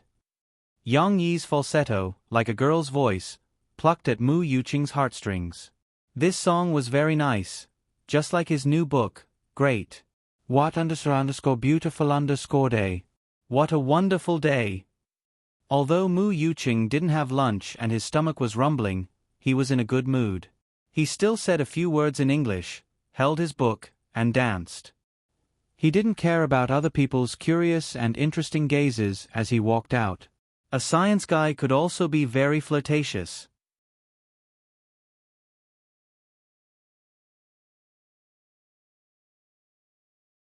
Chapter 582. Ding Xiang, why are you playing my song in the cafe? Hurry up and change it. I won't blame you even if you play Little Gua's fairy tale. Solace had just been released, so its impact was not obvious. On the other hand, Just Happened to Meet You, which was recognized by netizens as a song that Yang Yi had specially written for Murphy, was pushed to the top 10 of the new song sales chart by fans a few days after it was released. It was a good result, and Ding Xiang also contributed to the sales. The song, Just Happened to Meet You, that was playing in the coffee shop was the single that Ding Xiang bought online. Only Yang Yi felt a little awkward. He felt a little uncomfortable as he listened to his fake female voice echo in the shop. In the first place, he was not very willing to record this song. At home, it was one thing for him to use this song to confess to Mo Fei, but it was another thing for him to sing this song to others outside of his home. A man who was 187 meters tall, with muscles as thick as Yang Huan's thighs, was singing the song with a fake female voice. The scene was simply too beautiful. Yang Yi was still a little embarrassed. But because of Murphy's instigation, he recorded it in the end, and it spread all over the country. In his previous life, the doctor held a concert with a feather, and his brother had long hair and dressed up flirtatiously during his concert, as if he was a woman. If they could do it without caring about the opinions of the world, why would Yang Yi be worried about others pointing fingers at him? Moreover, this song was indeed sung for Murphy. Of course, at this time, Yang Yi was still a little uncomfortable listening to his own song in his own coffee shop. Is it okay? Brother Yang, this song of yours is very nice. Everyone likes it. Some customers even ordered this song yesterday. Ding Xiang smiled at Yang Yi. Ever since the issue of her younger brothers and sisters' schooling in the stronghold, which she was most concerned about, was solved and she no longer had to bear the heavy financial burden, she seemed to have become much more relaxed. The smile on her face also increased, and she was no longer as reserved as before. Ding Xiang didn't seem to care about the money she had given her for the past 6 months. She was like a Buddhist epiphany, learning to embrace her own life. I also think it sounds good. Don't change it, okay? Mo Fei giggled with Yang Huan on the side. After returning from military training, Yang Huan was a little tanned, but she didn't mind. She was now splitting the canned sweets that Gua de Bao had given her before she came back and sharing them with Shi and Murphy. Cici quite liked this kind of sweet food. She was holding a small piece, pinching it with both hands and nibbling on it like a little squirrel, revealing 2 white and cute front teeth. Does it taste good? Yang Huan asked. She couldn't be bothered to reply. Her little mouth smacked her lips as she chewed.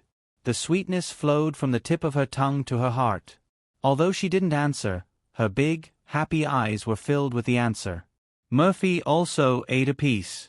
The sweet and sour preserved peach was soft, tender, and refreshing, which suited her taste. She couldn't help but answer for her daughter, "It's very good." "Where did you buy this canned food?" Murphy asked curiously. Although she politely stopped eating, she still wanted to eat it, so she planned to ask Yang Yi to buy some for her. "I didn't buy it. I went to military training. I happened to meet the bald guy who fought with me last year. Gua de Bao, and he gave me a can." Yang Huan said with a smile and stuffed the can over. "Sister-in-law, since you like it, take it back and eat it." "How can I? Someone gave it to you, and you haven't eaten it yet." Murphy quickly waved her hand. "Auntie, I want more." She finished her small piece and sucked her fingers reluctantly. She looked at Yang Huan and said eagerly, "Eat it if you want." Yang Huan opened the lid and let Shi reach in. He, thank you, Auntie."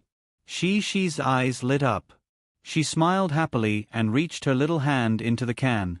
Normally, an adult would only be able to put their finger into this kind of wide-mouthed bottle, but for Cici's small and delicate hands, it was just enough to fit inside.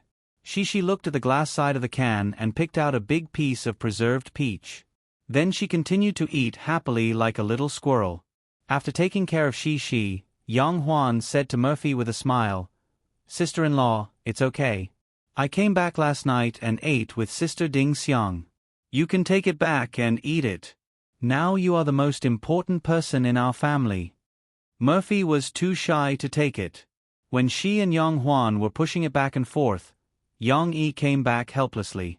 Seeing this, he asked them for the reason in confusion. "Sai, I thought it was something serious. Gua de Bao gave it to you, right?" Yang Yi smiled. "Yes, his parents made it. They sent 2 boxes over, but they split them up." "I only have 1 can," Yang Huan quickly said after understanding Yang Yi's intention.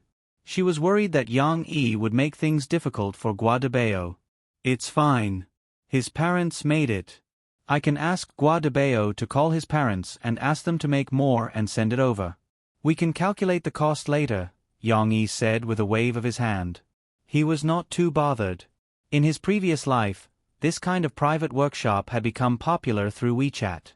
It was common for people to ask their friends to buy things for them. "I don't think Gua de Bao will take your money, but I don't think his family is very rich," Yang Huan said. "That's true. Gua de Bao is a very honest person." Yang Yi rubbed his chin and fell into deep thought. "Forget it if it's too troublesome." Murphy tugged at Yang Yi's hand.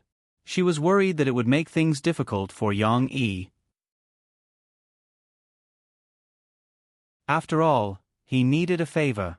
"I told you to give it to me. This can is for my sister-in-law. I can't eat so many sweet things anyway," Yang Huan said with a smile. Yang Yi would not care so much if it was something else. However, it was Murphy and Shi's favorite food, so Yang Yi took it to heart. Yang Yi had an idea after thinking for a while. "It doesn't matter if it's money or not. I'll repay Gua de Bao in other ways. Huan, don't worry." Yang Yi picked up the candied fruit with a smile and said, "I'll give this to Murphy first. I'll pay you back with interest when Gua de Bao sends the candied fruit to me." Yang Yi's idea was to return the favor. Since Gua de Bao might not want money, Yang Yi decided to help him. For example, He could ask Sahara Online Mall to sign a contract with Guadabeo's parents for the candied fruit. They would be able to sell their products on the mall. It would give them a good market. Of course, there were other problems in the process, such as formalizing the small workshop in the village and controlling the quality of the products. He would fork out some money and ask Sahara Online Mall to help Guadabeo's parents solve these problems. It would be a way to repay their kindness for the candied fruit. Even the principal and the interest. Why do I feel like I've become a businessman? Young Juan said with a smile. Now that you mention it, I just remembered that you're still a student. Why are you so free today? Instead of studying or helping Ding Xiang, you're just wandering around? Yang Yi raised his eyebrows and said, I'm already so old, but I'm still studying. Why don't you learn from me? Yang Yi also shook Samuel Adler's tool arrangement method tutorial in his hand and assumed the posture of a strict elder brother. I just came back from military training yesterday. I'm so tired. Can't you let me rest for a day? Young Juan pretended to be wronged and looked at Murphy. Sister-in-law, my elder brother is bullying me. Murphy watched the siblings bicker with amusement. However, Murphy still helped to persuade Yang Yi. All right, it's a special day. Let Juan have some fun. You're the only one who spoils her. Yang Yi smiled helplessly. He picked up the coffee pot on the table and went to the bar to ask Ding Xiang to pour some more. Hee, sister-in-law, you're the best. Young Juan walked over happily, sat on the edge of the seat, and held Mo Fei's hand affectionately. At this moment, she had finished the candied peach in her hand. However, it seemed that she had not had enough. She looked at the canned food in front of her mother. I want more.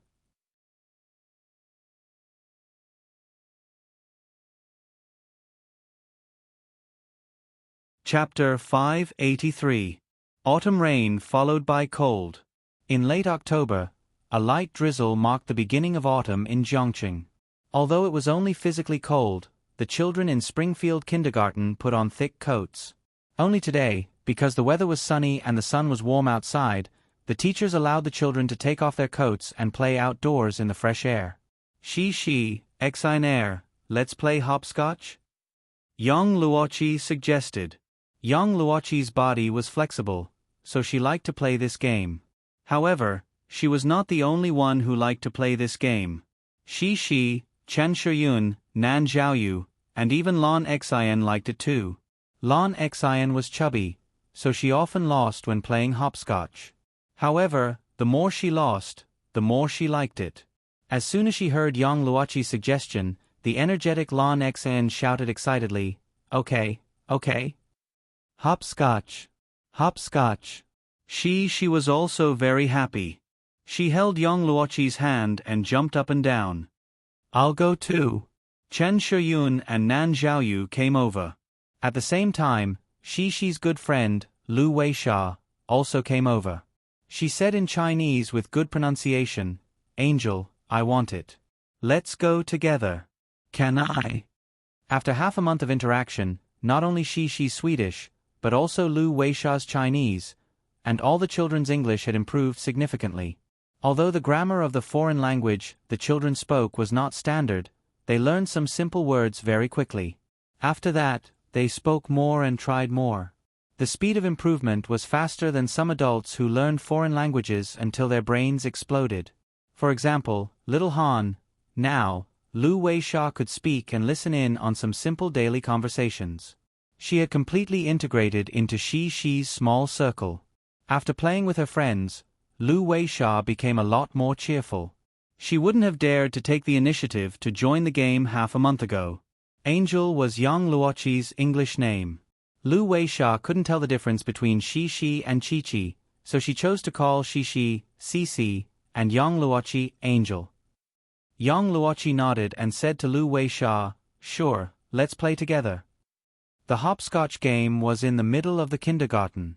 It was originally drawn by the outdoor class teacher with chalk for the children, but later the teacher found that the children liked this game very much, and the chalk words on the ground were easy to wear, so the kindergarten used paint to draw a few houses on the ground to prevent the children from fighting over them. Shi and the others found an empty one. They picked up a small stone and began to play rock paper scissors. Scissors, rock, paper. The children shouted the slogan, and together, they threw their fists and stretched their fingers. Even Lu Weisha followed suit. In fact, she had already played with Shi and the others, so she roughly knew the rules. However, she didn't pronounce the slogan correctly. Demons, eat head, paper. This didn't hinder them. After a few rounds of rock paper scissors, it was decided that Shi would be the first to jump. I can be the first to get the house. Shi held the small stone and said happily to her friends. Because this sentence was a little complicated, she used simple Swedish to speak to Lu Weisha. She gestured with one finger and said, I am the fastest. Lu Weisha grinned. Nay. No, you're not. In the end, she said it in Chinese. After she set the flag, she began to jump. She first threw the stone on the first square, then began to jump on one leg. She jumped from the first square until she reached the fourth and fifth squares. Then, she jumped on the sixth square with one leg and landed on the seventh and eighth squares. She then jumped up and turned around. The little girl's legs were very long, and her jumping ability was also very good. When she jumped up high, her long hair swayed like a horsetail whisk, dancing in the air like a young girl dancing ballet. I can jump very fast. She gasped for breath, but she didn't forget to tell her friends cheerfully. You can't talk, you have to jump quickly. Chan Shiyun shouted like a teacher in the moral education department. Well, she continued to jump. She jumped back to the second square, then bent down on one leg to pick up the small stone on the ground. The little girl was swaying, and her right leg was shaking. When she finally bent down, she couldn't support herself. She supported herself with her two small hands on the ground and picked up the small stone. This posture was quite worrisome. Fortunately, the ground was very flat and covered with a layer of smooth plastic that looked a bit like a poster. Otherwise, the little girl's small pink palm supporting the ground would make one's heart ache. After she picked up the small stone, she stood up unsteadily, but she continued to jump. However, when she jumped to the seventh and eighth squares and turned around, she didn't jump well. She turned around and stepped on the line, and was caught by the observant Chan Shiyun. Aha, Cici, you failed. Chan Shiyun cried out in high spirits. She was dancing with joy as if she had won. Okay. Then who's next? She looked down at her feet and sighed regretfully. Then, like a little adult, she picked up the small stone and asked, My turn, my turn. Nan Xiaoyu couldn't hold back and happily ran over to take the stone. The other children pointed at Nan Xiaoyu and said, His turn, his turn. Lu Weisha was also grinning from ear to ear. She followed the others and shouted, Knife him, knife him.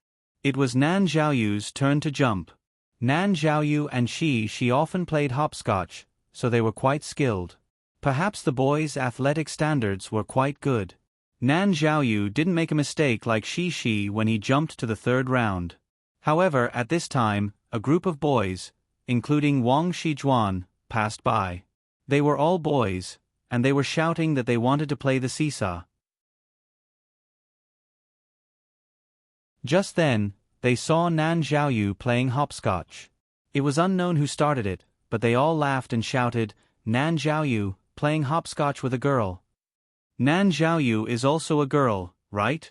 He plays with girls every day. Not only did they say that, but they also made funny faces at Nan Xiaoyu. Nan Xiaoyu's heart was still quite fragile. When he heard these guys shouting, he jumped the wrong way. He didn't wait for Chan Shiyun's reminder. He pouted and walked down with a sad face. What did they say? Lu Weisha didn't understand, but from their expressions, they definitely didn't say anything good. She couldn't help but ask Shi. Don't quarrel. She was angry, but she didn't have enough confidence to say that to the boys. Ha ha ha. Shi is Nan Xiaoyu's wife. The naughty boys even teased Shi. Don't quarrel.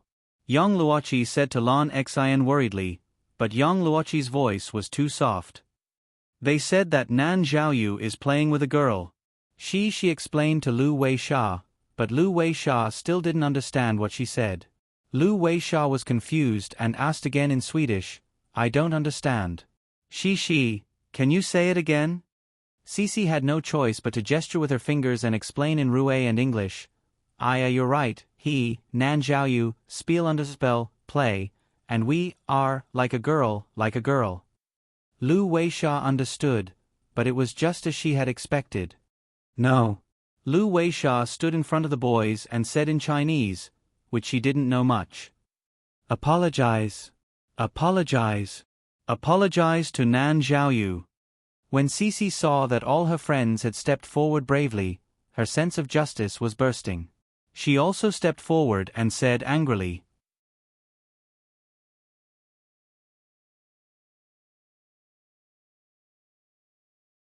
Chapter 584. When they were in the middle class, the children's gender consciousness had not yet awakened. However, as they began to grow up a little and were instilled with different ideas in their daily lives, the little boys and girls seemed to have begun to draw boundaries. It could not be said that they were completely separated. Like Nan Xiaoyu, some boys still played with their original friends, and Wang Xiyun would sometimes follow her brother Wang Shijuan. However, some boys had more sensitive thoughts. Wang Shijuan gradually became disgusted with his sister following him, afraid that his friends would laugh at him. But today, what they said was a bit too much. She did not have a complete understanding of the term wife, but she still felt very uncomfortable. How could these boys be so bad? They laughed at Nan Xiaoyu, and now they were talking about her? That mischievous grin made Cici feel wronged and angry at the same time. Lu Weisha's education since she was young did not teach her to be submissive. She bravely stood up for her friends, which also gave Cici and the others courage. Shi and Chan Shiyun angrily pressed forward. Shi was actually a bit lacking in confidence. The little girl had not experienced any fierce battles since she was young. She panicked when she was about to quarrel with others. You have to apologize to Nan Xiaoyu. No, I don't apologize.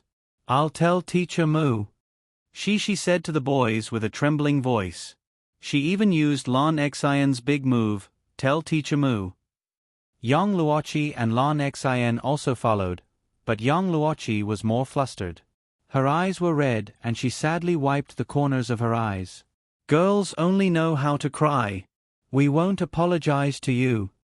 The boy who mocked she just now was very bold. He made a face, snorted, and shouted loudly. It was not as simple as quarreling.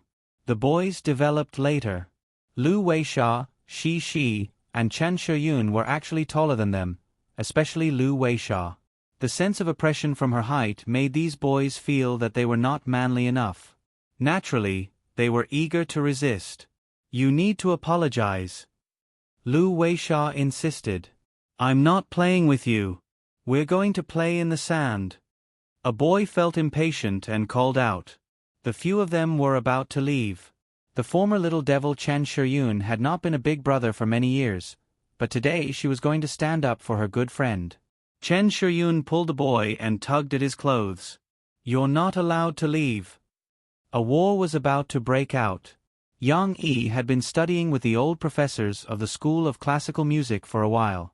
From the early days of appreciating and distinguishing various instruments to the present analysis of the structure of some classical pieces, he seemed to have entered a brand new world. Like a sponge, he desperately absorbed new knowledge. The range of his classes was very wide.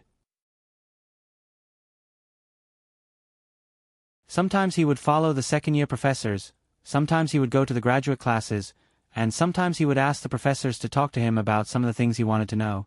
Therefore, during the day, he would send Shi to kindergarten and send Murphy to the studio to record songs by herself. After that, he would go to Jiangchuan for classes. In his free time, he would drink 2 cups of coffee at the coffee shop. His days were very fulfilling. After 2 classes, Yang Yi strolled around the campus. He wanted to walk around and feel the freedom of a university student. Then he would go back and drive Murphy to lunch. But on the campus, Yang Yi saw an old acquaintance. Tang Kai Tai. Yang Yi saw Tang Kai Tai, but Tang Kai Tai did not see him. And at this time, Tang Kai Tai was intercepted by a few angry students. Yang Yi saw it and raised his eyebrows. He went to the side and stood behind a big tree. He pretended to look up at the canopy, but his ears were listening to their quarrel. Get lost. I don't have time to talk to you. Wow, my dad is Tang Rong. You really talk big. But your dad has been suspended. I'm afraid he will go to jail. You can't be arrogant for more than a few days, right? Tang Kai Tai's face turned red and white.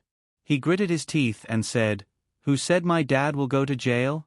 It's just an investigation. My dad will be fine. When he comes back, all of you will remember this. So what if I remember? I'm studying architecture. Can your dad not let me find a job? Damn, you even framed Qianli Chuanshu. I don't like you for a long time. There was a boy who was in the same school as Lu Xiaoshu. He stood up for Qianli Chuanshu and fiercely spat in front of Tang Kai Tai. Who said that I framed them? You have to take legal responsibility for what you say.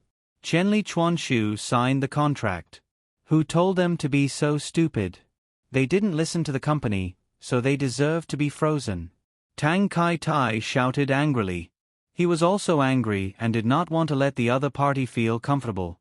Sure enough, the boy was enraged. He exposed his sleeves and shouted, What did you say to me? Say it again and see if I don't beat you to death. Tang Kai Tai was actually a little scared, but he still wanted to save his face and shouted, Come on, hit me. See if my lawyer will send you to jail. Pauper. Luckily, a few friends held the boy down and did not let the boy hit Tang Kai Tai impulsively. Ignore him. This kind of person is a grasshopper after autumn. He won't be able to jump around for more than a few days. His friends advised. Sooner or later, someone will find out about him. He already killed someone. Who said I killed someone? I didn't kill anyone. Tang Kai Tai said angrily. He was really wronged about this. Zhua Zai Lu Yu's news not only made Tang Kai Tai's image of a scammer deeply ingrained in people's hearts, but under the word of mouth, Tang Kai Tai's car accident evolved into a car accident that killed someone. Many netizens were angry that Tang Kai Tai disregarded human life and escaped legal responsibility. So, even if Tang Rong was suspended for investigation, they were not satisfied. They called for Tang Kai Tai to get the punishment he deserved. Some extreme netizens even hoped that Tang Kai Tai would pay with his life. You have done too many bad things. You will get retribution. Humph. It's not that there won't be retribution, it's just that the time hasn't come yet. The few students who stopped Tang Kai Tai did not quarrel with Tang Kai Tai anymore. After all, they were just students, not thugs. They stopped Tang Kai Tai just to ask if his conscience was eaten by a dog. Don't be arrogant. I will come back sooner or later. Tang Kai Tai saw that they were leaving and could not help but say a harsh word. But in fact, Tang Kai Tai did not know what to do in the future. His father had been isolated for investigation, and the family was in a mess. Tang Kai Tai also came back to school to get something. As a young master, he had long lost the halo of the past. When he walked on campus, he was like a rat crossing the street. He was despised, ridiculed, and almost beaten up. But the pride in his heart made him unwilling to bow his head. After Tang Kai Tai angrily took his things and drove away, Yang Yi walked out from behind the big tree where he was hiding. He who is unjust is doomed to destruction. Yang Yi shook his head gently. He felt that he did not need to add fuel to the fire. Tang Kai Tai had been abandoned by the world and had already received the greatest punishment for this young master. At this moment, the phone in Yang Yi's pocket suddenly rang. Teacher Mu.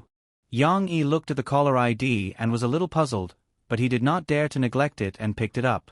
Hello, Teacher Mu, why are you calling me at this time today? Did something happen to Shi? Yang Shi's father, it's like this. Yang Shi fought with other children in kindergarten. Do you have time to come over and take a look? It's not very serious. Teacher Mu did not finish his words. Yang Yi, whose heart was in his mouth, interrupted her. "I'll be right there." Yang Yi turned around and ran to the back door to get the car from the coffee shop. She fought with other children? Was she injured? Yang Yi's mind was not filled with why she would fight with other children, but he was worried about his daughter's safety. On the way, as he drove, Yang Yi called Murphy and told her not to worry about Shi's situation. At the same time, he asked Mo Xiaowan to take care of Murphy and take her to lunch at noon. Murphy was also worried sick. She repeatedly asked Yang Yi to call her when there was any new news. When Yang Yi arrived at the kindergarten, he saw the little girl who was crying her eyes out.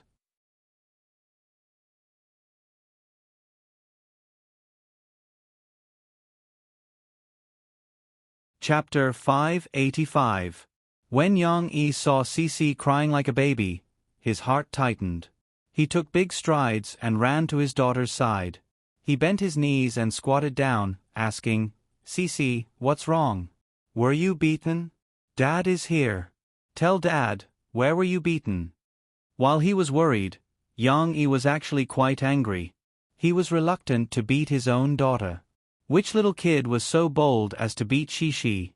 However, Yang Yi was so focused on Shi that he didn't notice Teacher Mu, who was smiling bitterly next to him. Shi raised her big eyes, which were hazy from crying, and recognized her father's big face. At this moment, her heart seemed to erupt again like a volcano, and strong grievances surged up like magma. "Papa!" Shi cried and threw herself into her father's arms. Her small hands shrank in front of her father's chest like a frightened deer, and she cried even harder in her father's arms. "Tell Dad, where were you beaten? Are you injured?" Yang Yi asked while checking his daughter's body. Her face was fine. Except for her red eyes, the rest of her skin was still pink and tender, and there were no traces of external injuries. Yang Yi held Shi's small hands and looked at them. There were no bruises on her arms. Yang Yi gently pressed her body, and he didn't see her in pain. Could it be an internal injury? She sobbed and shook her little head. In fact, she recovered a little in her father's arms, but she cried so hard that her throat was blocked and she couldn't speak. Finally, Teacher Mu couldn't help it. She didn't know whether to laugh or cry and said to Yang Yi, "Dad, in fact, other children didn't beat Shi. It was she who pushed a boy down and accidentally punched another boy. But it's not Shi's fault." The scene at that time was indeed like that. The two groups of children were in a confrontation, and were suppressed by the tall Lu Weisha. The little boys felt that their dignity was being challenged. Therefore, in order to show off his manliness, Wang Shijuan, who was more muscular, rushed up angrily and pushed Lu Weisha. Who knew that Lu Weisha would only grow taller? The Swedish girl fell down after being pushed by Wang Shijuan. She sat on the ground and cried. "Don't cry, get up." Wang Shijuan was actually dumbfounded at that time. He thought that Lu Weisha had faked the fall and was afraid that the teacher would see her crying, so he hurriedly tried to pull Lu Weisha up. When she saw that her good friend was being bullied, she became hot-headed. With tears in her eyes, she puckered her lips and rushed forward to push Wang Shijuan away. She had inherited her father's genes. Although she usually didn't show off, she was really strong. When she was angry, she threw Wang Shijuan from the side and rolled a few times on the ground. But she didn't want to fight with others. After the little girl did these actions, she started to cry. She even choked on her sobs and muttered, "You can't fight. Fighting is not a good child."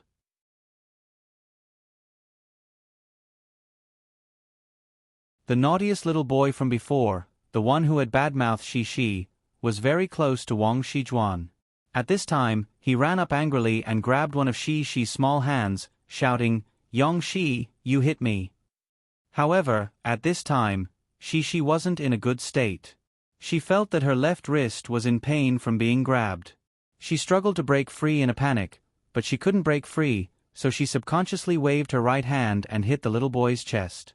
No one could tell how much strength she used. In any case, the little boy fell down like Wang Shijuan, but he still had the strength to cry on the ground in fear. She was frightened by her two violent acts. Moreover, the little boy's words, "Yong Shi, you hit me," were like a thorn in the little girl's heart. Sob sob. "I didn't do it on purpose." She squatted on the ground at one side, hugging her knees, and cried even louder. Teacher Shen, who heard the noise and rushed over, was a step slower. The cries of the 4 children on the ground were enough to intertwine into a symphony. Of course, Yang Yi could only roughly reconstruct the situation just now after listening to Teacher Mu's explanation. This was because these were all told to the teacher by other children, such as the People's Discipline Inspector, Comrade Chen Shiyun, and the righteous hero, Comrade Lon Xian. However, Wang Shijuan and the other boys, who stopped crying later, also confirmed this point. It wasn't a big deal. The children who had been hit by she had been checked by the kindergarten doctor. They were still alive and kicking, but she couldn't stop crying and trembling in fear. Teacher Mu was worried that it would leave a psychological shadow on the children, so he called Yang Yi over. "It's all our teacher's fault for not taking good care of the children." Teacher Shan went to the bathroom at that time. He didn't expect this to happen. "This is our problem. As for the children, I told them to apologize to Lu Weisha, Nan Xiaoyu, and Shi. But now Shi's mood is still unstable."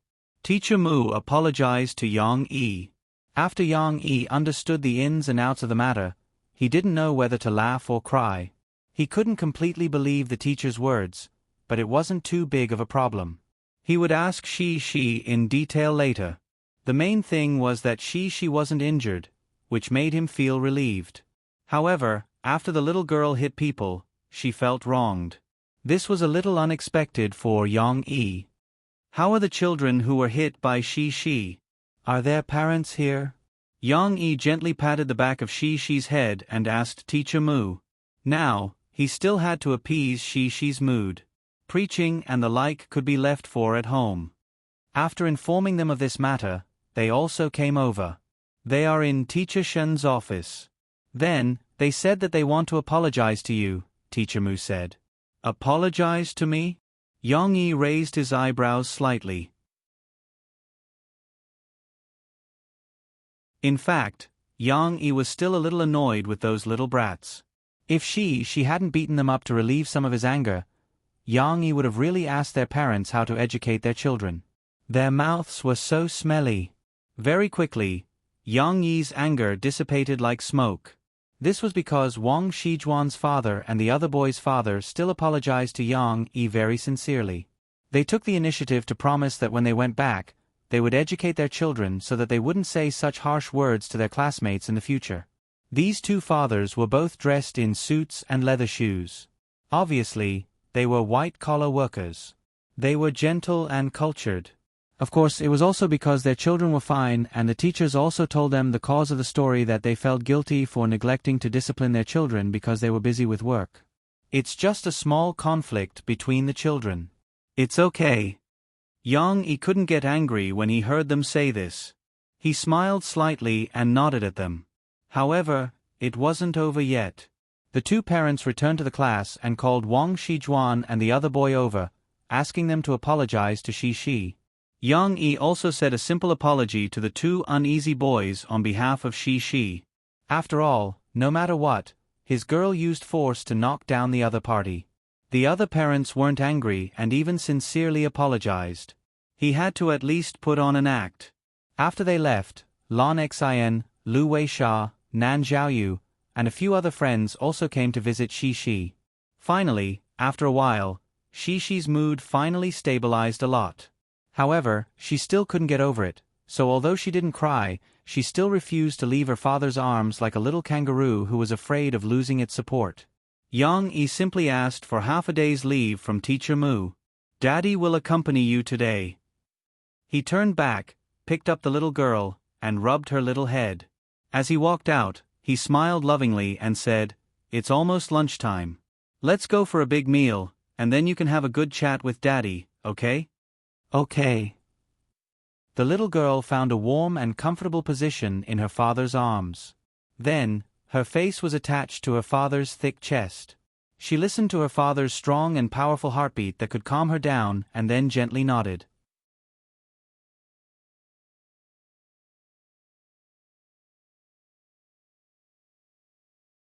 Chapter 586.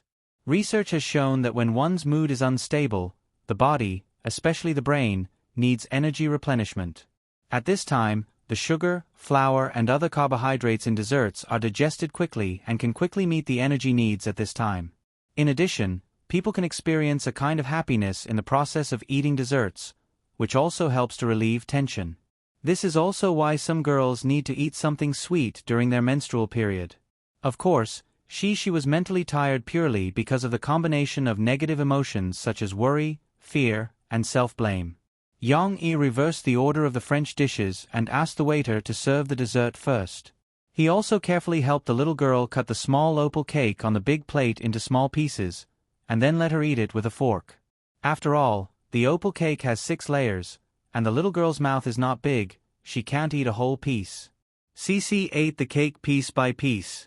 The sweetness and softness of the coffee syrup and chocolate sauce, as well as the softness and fragrance of the almond sponge cake, seemed to melt on the tip of her tongue layer by layer, turning into energy bit by bit and merging into her limbs and bones.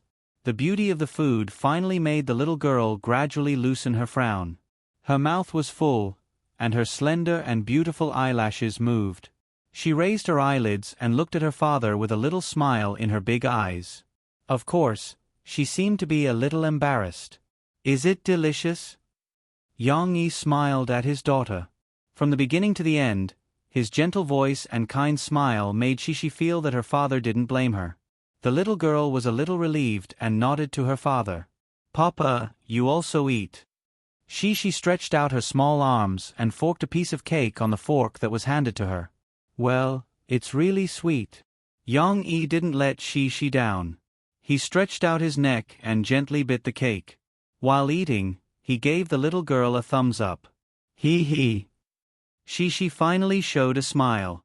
Seeing that his daughter's mood was relieved, Yang Yi decided to strike while the iron was hot. "Actually, I think you did well today. Although you fought with a boy, you didn't lose. You didn't let me down." After Yang Yi praised his daughter, he suddenly felt that his words were not very good. He had exposed his violent nature, and this had a bad influence on Cici, who was a girl. Therefore, when he saw Cici's shocked expression, Yang Yi quickly added, "Of course, I'm not encouraging you to fight. I just want to tell you that you didn't do anything wrong. You don't have to blame yourself too much." Cici was a little confused. She frowned slightly and asked in confusion, But Mom said we can't fight." "Fighting is not a good thing. That depends on the situation. Why do you think they're fighting?" Yang Yi smiled and said, "If you're like Wang Shijuan and the others, bullying others and fighting, then you're not a good child. You're disobedient, right?" Cici blinked and said, "But they apologized." Why did it seem like the topic had suddenly changed? Yang Yi had to twist his brain to keep up with his daughter's rhythm. He thought for a moment and said, "Yes, they apologized later, so they were okay later. But they bullied Nan Xiaoyu and Lu Weisha. They're not good children." Cici finally nodded. "But you didn't bully them. You were helping your friends and not letting them be bullied. That's why you stood up for them," Yang Yi said. "What do you mean by standing up for them?" When talking to Cici, he couldn't use idioms that she didn't understand. The little girl asked in confusion again. "It means to help your friends." Yang Yi said patiently, "Right? Our she is very good. Just like your favorite sister Elsa. She has powerful magic, and she eventually used it to protect her sister Anna. Here, she fought with the bad guys. It's not a bad thing. On the contrary, it shows that she's very brave." After giving an example, Cici quickly understood. The little girl's brain was very flexible. She said, "You can't beat Sister Anna, you can only beat the bad guys." "Yes." Yang Yi snapped his fingers with relief and said to his daughter with a smile, "That's the truth. Dad will give another example. Do you think Dad is very good at Kung Fu?" This could definitely be said to be Cici's proudest thing. The little girl puffed out her chest, and her little face was full of admiration for her father. She said very seriously, "Papa is the best." "Haha, thank you, Cici, baby." Yang Yi's complacency showed on his eyebrows, but he didn't let it get to the point. Dad, you've never used your kung fu to bully others. You only use it to protect Mom and Shishi, right? Papa can beat the big bad wolf. The little girl's thoughts drifted again. Yes, bad guys like the big bad wolf, Dad will beat them until they don't dare to show up. Yang Yi tried to turn the topic back and said, in the same way, Shishi also fought with them to protect her good friends. So you don't have to blame yourself too much, because you didn't do anything wrong. Shishi looked at her father with some joy, but she was still a little unsure. She whispered, really? Of course, Dad is proud of you. It's because Sisi is so responsible. She even defeated 2 boys. Yang Yi smiled, stretched out his long arm, rubbed Shishi's little head, and said, you're indeed Yang Yi's daughter. Hee hee. The little girl didn't understand the meaning of the last sentence, but being praised by her father like this, she was still a little happy, and she smiled a little embarrassedly. However, Dad wants to tell you one more thing, which is when you should stand up, when you should learn to endure, and then tell Dad to help you solve it. After letting his daughter accept his values, Yang Yi still had to say a few more words. After all, he didn't want his daughter to become a hero. Without superpowers, it wasn't like living in a movie, heroes would also sacrifice themselves. Yang Yi just wanted the little girl to learn to protect herself, and that was enough. Shishi obediently sat on the chair opposite, and looked at her father with her big eyes. Unless you think it's necessary, or you're much more powerful than the opponent, and you can definitely defeat him, then you can make a move. Yang Yi put on a boxing stance, gently waved his fist, and said to Shishi, Dad will teach you some martial arts in the future, how to protect yourself and at the same time, knock down the bad guys at the fastest speed. But Yang Yi withdrew his fist, raised a finger, and said very seriously, most of the time, if you can avoid making a move, don't make a move. Shishi, you just need to remember that Dad is the most powerful, and then if you encounter a problem, tell Dad to help you solve it. If you encounter a bad guy, tell Dad to help you beat him until he pisses his pants. Hearing this, Shishi couldn't help but smile. She giggled and said, Dad beat the bad guy, and sent him flying with one punch. This joke probably came from the short story Yang Yi told to Shishi about Boonie Bears. These somewhat nonsensical stories were made up by Yang Yi according to the character's framework. He had never seen Boonie Bears, and only knew that there were Baldy Chong, Big Bear, Bramble, and other characters. In addition, Yang Yi occasionally took Shishi to the boxing gym to play with Lan Xian and Chen Shiyun, so in these stories, there were many plots of Big Bear and Bramble beating the bad guys with their big fists. Looking at the little girl's happy smile, Yang Yi felt relieved. He smiled and shook his head. For some reason, Yang Yi remembered that Teacher Mu seemed to have said that she had beaten a little boy with one punch. Could it be because she was good at boxing? Of course, Yang Yi still decided to slowly teach she some simple fighting skills. It didn't matter if she didn't learn kung fu. In the future, if she encountered a fight with a boy like today, his daughter couldn't be at a disadvantage. Obviously, Yang Yi's way of teaching his daughter was still a little difficult for Murphy to accept. In the afternoon, Murphy saw her daughter, who had worried her for a long time. In the end, she heard the little girl happily tell her mother that she had bravely beaten the bad guy today, and that she had also received her father's praise. Murphy's pair of beautiful eyes immediately glared at Yang Yi. Although she didn't expose Yang Yi in front of Shishi, when they went back, Murphy still grabbed Yang Yi and forced him to say that he wouldn't teach his daughter to be violent or a tomboy. Only then did she stop. However, I was still very surprised that she could defeat 2 boys. Murphy snuggled in Yang Yi's arms and turned to look at her sweetly sleeping daughter. She couldn't help but smile softly. I usually think that she's very obedient. She doesn't even get angry with others. I didn't expect that she could. She can also explode into a small universe, right? Yang Yi helped her find the words to describe her. This is the first time I've heard of such a word, but it's quite vivid. Murphy laughed. Haha, after all that talk, you're actually secretly happy. Yang Yi pinched Murphy's nose and laughed. You even said that I shouldn't teach she how to fight. I didn't say that I was happy. After all, fighting is not good, but she can't be bullied and not fight back. Murphy stubbornly defended herself. I hope that no one will bully anyone. All right. You've been worried for a long time today. Hurry up and go to sleep. With me here, no one will dare to bully our daughter. Yang-e coaxed Murphy.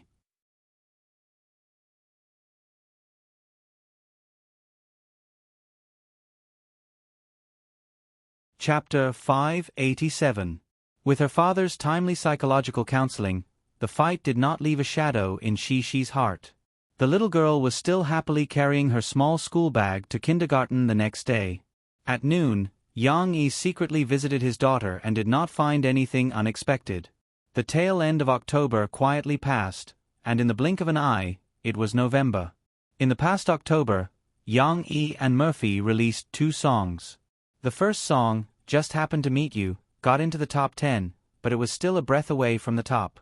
But the second song, Today You Will Marry Me, sung by Yang-e and Murphy, was their wedding song. Fans had been looking forward to it for a few months. Once it was released, with the fresh style, sweet singing, and the theme of happiness, it suddenly became a star song on the best-selling list. On the first day of its release, it pushed its own, Just Happened to Meet You, out of the top 10. Then, only 2 days later, the song actually reached the top of the best-selling list. It was really the first place. Murphy, after Same Love as the Ink Road, Coming Across the Sea to See You, In My Voice, and Listen to the Sea, took the 5th song to top the best-selling list. It was not a rare thing for a song to reach the top, but this song's reaching the top still shocked the entire entertainment industry. Just Happened to Meet You was the same as the previous song, Want to Sing Me to You. Because Murphy did not actively participate in the chart-topping program and did not do much promotion, resulting in a lack of follow-up. When it failed to reach the top, the media had already asserted that it was impossible for Murphy and Yang-e to get the first place with their lazy mode. No matter how good the song was, because of the lack of promotion, it was absolutely not comparable to other songs that had put a lot of effort into promotion. Their statement was reasonable, and they did not deliberately trample on Murphy to support other singers. Their position was very objective, and their starting point was to prove that Yang-e and Murphy's song release in this special period was an irrational approach. But who knew that Today You Will Marry Me would explode with such power? And it didn't just stay at the top for a while. This song actually stayed at the top for more than half a month until mid-November, when Ju Jie released his new single. Of course, this happened later. The reason why Today You Will Marry Me could be popular for so long was because it was popular among young people, especially those who were about to enter the wedding hall. In a street interview on Shanghai TV station's Entertainment News, many young people expressed that they wanted to use this song for their wedding. The lyrics of this song are so sweet. We can't imagine how romantic it would be if my wife and I sang this song at the wedding, the young man on the street said with emotion. However, even though the song had reached the top of the charts, Murphy had stopped all her work after her second fan meeting in mid-October. Whether it was physical or mental work, she stopped and waited at home for her delivery. The expected delivery date was in December, and there was only about a month left. During this period, Murphy would at most go to the coffee shop with Yang-e. She basically wouldn't go anywhere else. Now that Murphy's belly was so big, she had to be careful at all times. Even in the bedroom, because she was worried that Shi's little feet would kick around after she fell asleep, Murphy moved out of the master bedroom and slept next door.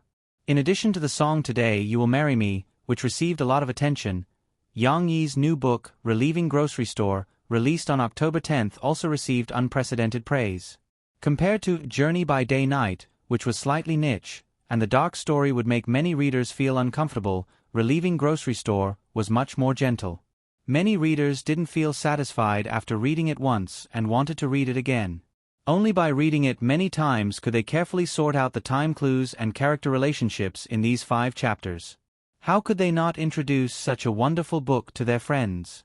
Therefore, under the spontaneity of the readers, Relieving Grocery Store became more and more popular. Not only did many bookstores run out of stock, but on the official website of Sahara Online Mall, the book almost sold out of stock. Fortunately, Sahara Publishing House urgently printed more copies to satisfy the book fans' desire to buy. It was also because of this that Relieving Grocery Store took first place on the hot new book list in October. In the beginning of November, it was still far ahead. Under this terrifying momentum, some media outlets even reported a small farce. Because of the popularity of this book, the Mystery Novel Association and the Online Novel Association, as well as a few other associations, quarreled over the ownership of this book. The Mystery Novel Association was the first to identify Relieving Grocery Store as belonging to this genre. Moreover, according to Sahara Online Mall's directory, this book also belonged to this genre. Note 1. Journey by Day-Night is also a mystery novel. Yang Yi is an outstanding young mystery novel author. This work of his, whether it's the plot or the logic of the story, has the characteristics of a mystery novel. The association's chairman said, Yang Yi started off as a web novel writer. He himself said that this novel uses the elements of web novels, time travel. Moreover, this kind of mystery should belong to the fantasy genre of web novels. The Online Novel Association didn't want to be outdone and wanted to snatch this hot steamed bun. Note 2. In the end, nothing was decided. After all, no one stipulated that a novel could only belong to one genre. Therefore, both novel associations listed Relieving Grocery Store under their association's name. However, both sides were unwilling to admit the rationality of the other party. Speaking of Sahara Online Mall, it had to be said that after the second round of financing, Sahara Online Mall had been brewing a new big move, a shopping carnival on Double 11. This was something that Yang Yi and Fu Jun had mentioned long ago, and they had registered the copyright with the Copyright Bureau early on. Not only had they registered for Double 11, but they had also registered for Double 12, Double 9, Double 6, and other shopping festivals. If it wasn't for the fact that they couldn't register for traditional festivals, Sahara Online Mall would have snatched these copyrights. With this copyright, even if Sahara Online Mall didn't hold Double 12 and only held Double 11, other online shopping platforms could only follow the trend of some holidays without any gimmicks. There was no way they could compete effectively with them. Of course, releasing this big move was also to widen the gap between Sahara Online Mall and its competitors. Now that Sahara Online Mall was developing rapidly, it couldn't ignore the fierce pursuit of its competitors. After a year of fever, the online shopping platform project had eliminated about 80% of its competitors. Among them, there were copycats who ran away after making a fortune and scamming investors. There were also ambitious entrepreneurs who lost so much that their pants were about to be sold.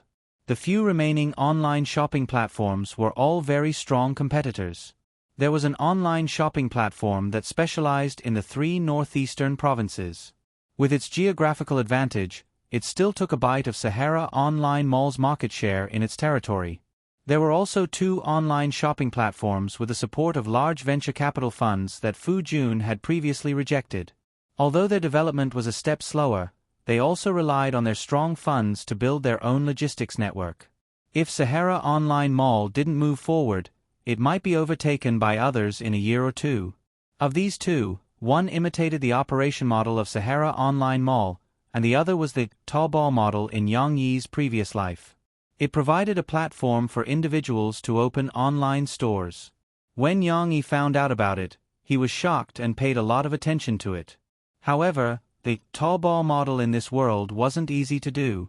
Individual online stores weren't like in his previous life, where they sold fake and inferior goods wantonly and used people's greedy mentality to gather popularity and sales. This world paid too much attention to copyrights. This kind of online store basically had no way to survive. Without the existence of fake and inferior goods, the value of the brand was reflected. Individual online stores' self-owned brands were too low in popularity. Unless they made innovations, they couldn't compete with well-known products. Therefore, the Taobao model couldn't let this online shopping platform achieve a curve. However, it had to be said that its existence still promoted the development of individual online stores. This online shopping platform also occupied a certain market share and became a strong competitor of Sahara Online Mall. For this reason, Yang Yi also asked Fu Jun to adjust the strategy and support a group of excellent brands to set up their flagship stores in Sahara Online Mall. The products were divided into self-owned, similar to consignment sales, and third-party seller models. However, it was different from a certain third party in his previous life. The warehousing and distribution of all goods were operated by Sahara Express, which had a nationwide network. Third-party sellers needed to package the goods and send them to the nearest Sahara Express warehouse. Of course, the third-party customer service and after-sales service were the responsibility of the third-party sellers. However, unlike the online shopping platform with the C2C model, Sahara Online Mall was still a B2C model. It avoided the chaos in C2C management and guaranteed the brand value of the third-party flagship store. Yang Yi believed that Sahara Online Mall could improve management efficiency and ensure the quality of the goods. Even if it inevitably lost some market share in the future competition, the original high-quality customer source would still not be lost. Back to the project of the 11/11 Shopping Carnival. In order to further widen the gap between them and their competitors, Sahara Online Mall drew its backbone and set up this project team.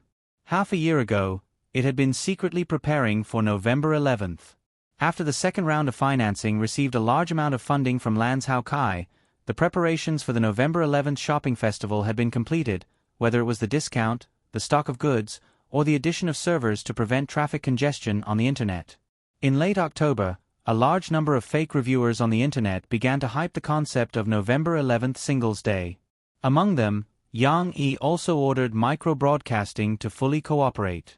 On November 1st, Sahara Online Mall also began a comprehensive publicity campaign. The overwhelming television and print advertisements, as well as the crazy discounts, completely stirred the heartstrings of people all over the country. In November, the most common topic between people was not, "Have you eaten?" but, "Do you know that the goods on Singles Day are sold very cheaply online?" This publicity campaign of 100 million yuan had successfully made Sahara Online Mall the center of attention of the entire country. Everyone was holding a bulging wallet and excitedly waiting for the arrival of the unlucky day of being single. You're tuning in to the Narrate and Escape YouTube channel. Don't forget to subscribe and join us on this journey to catch the most captivating stories.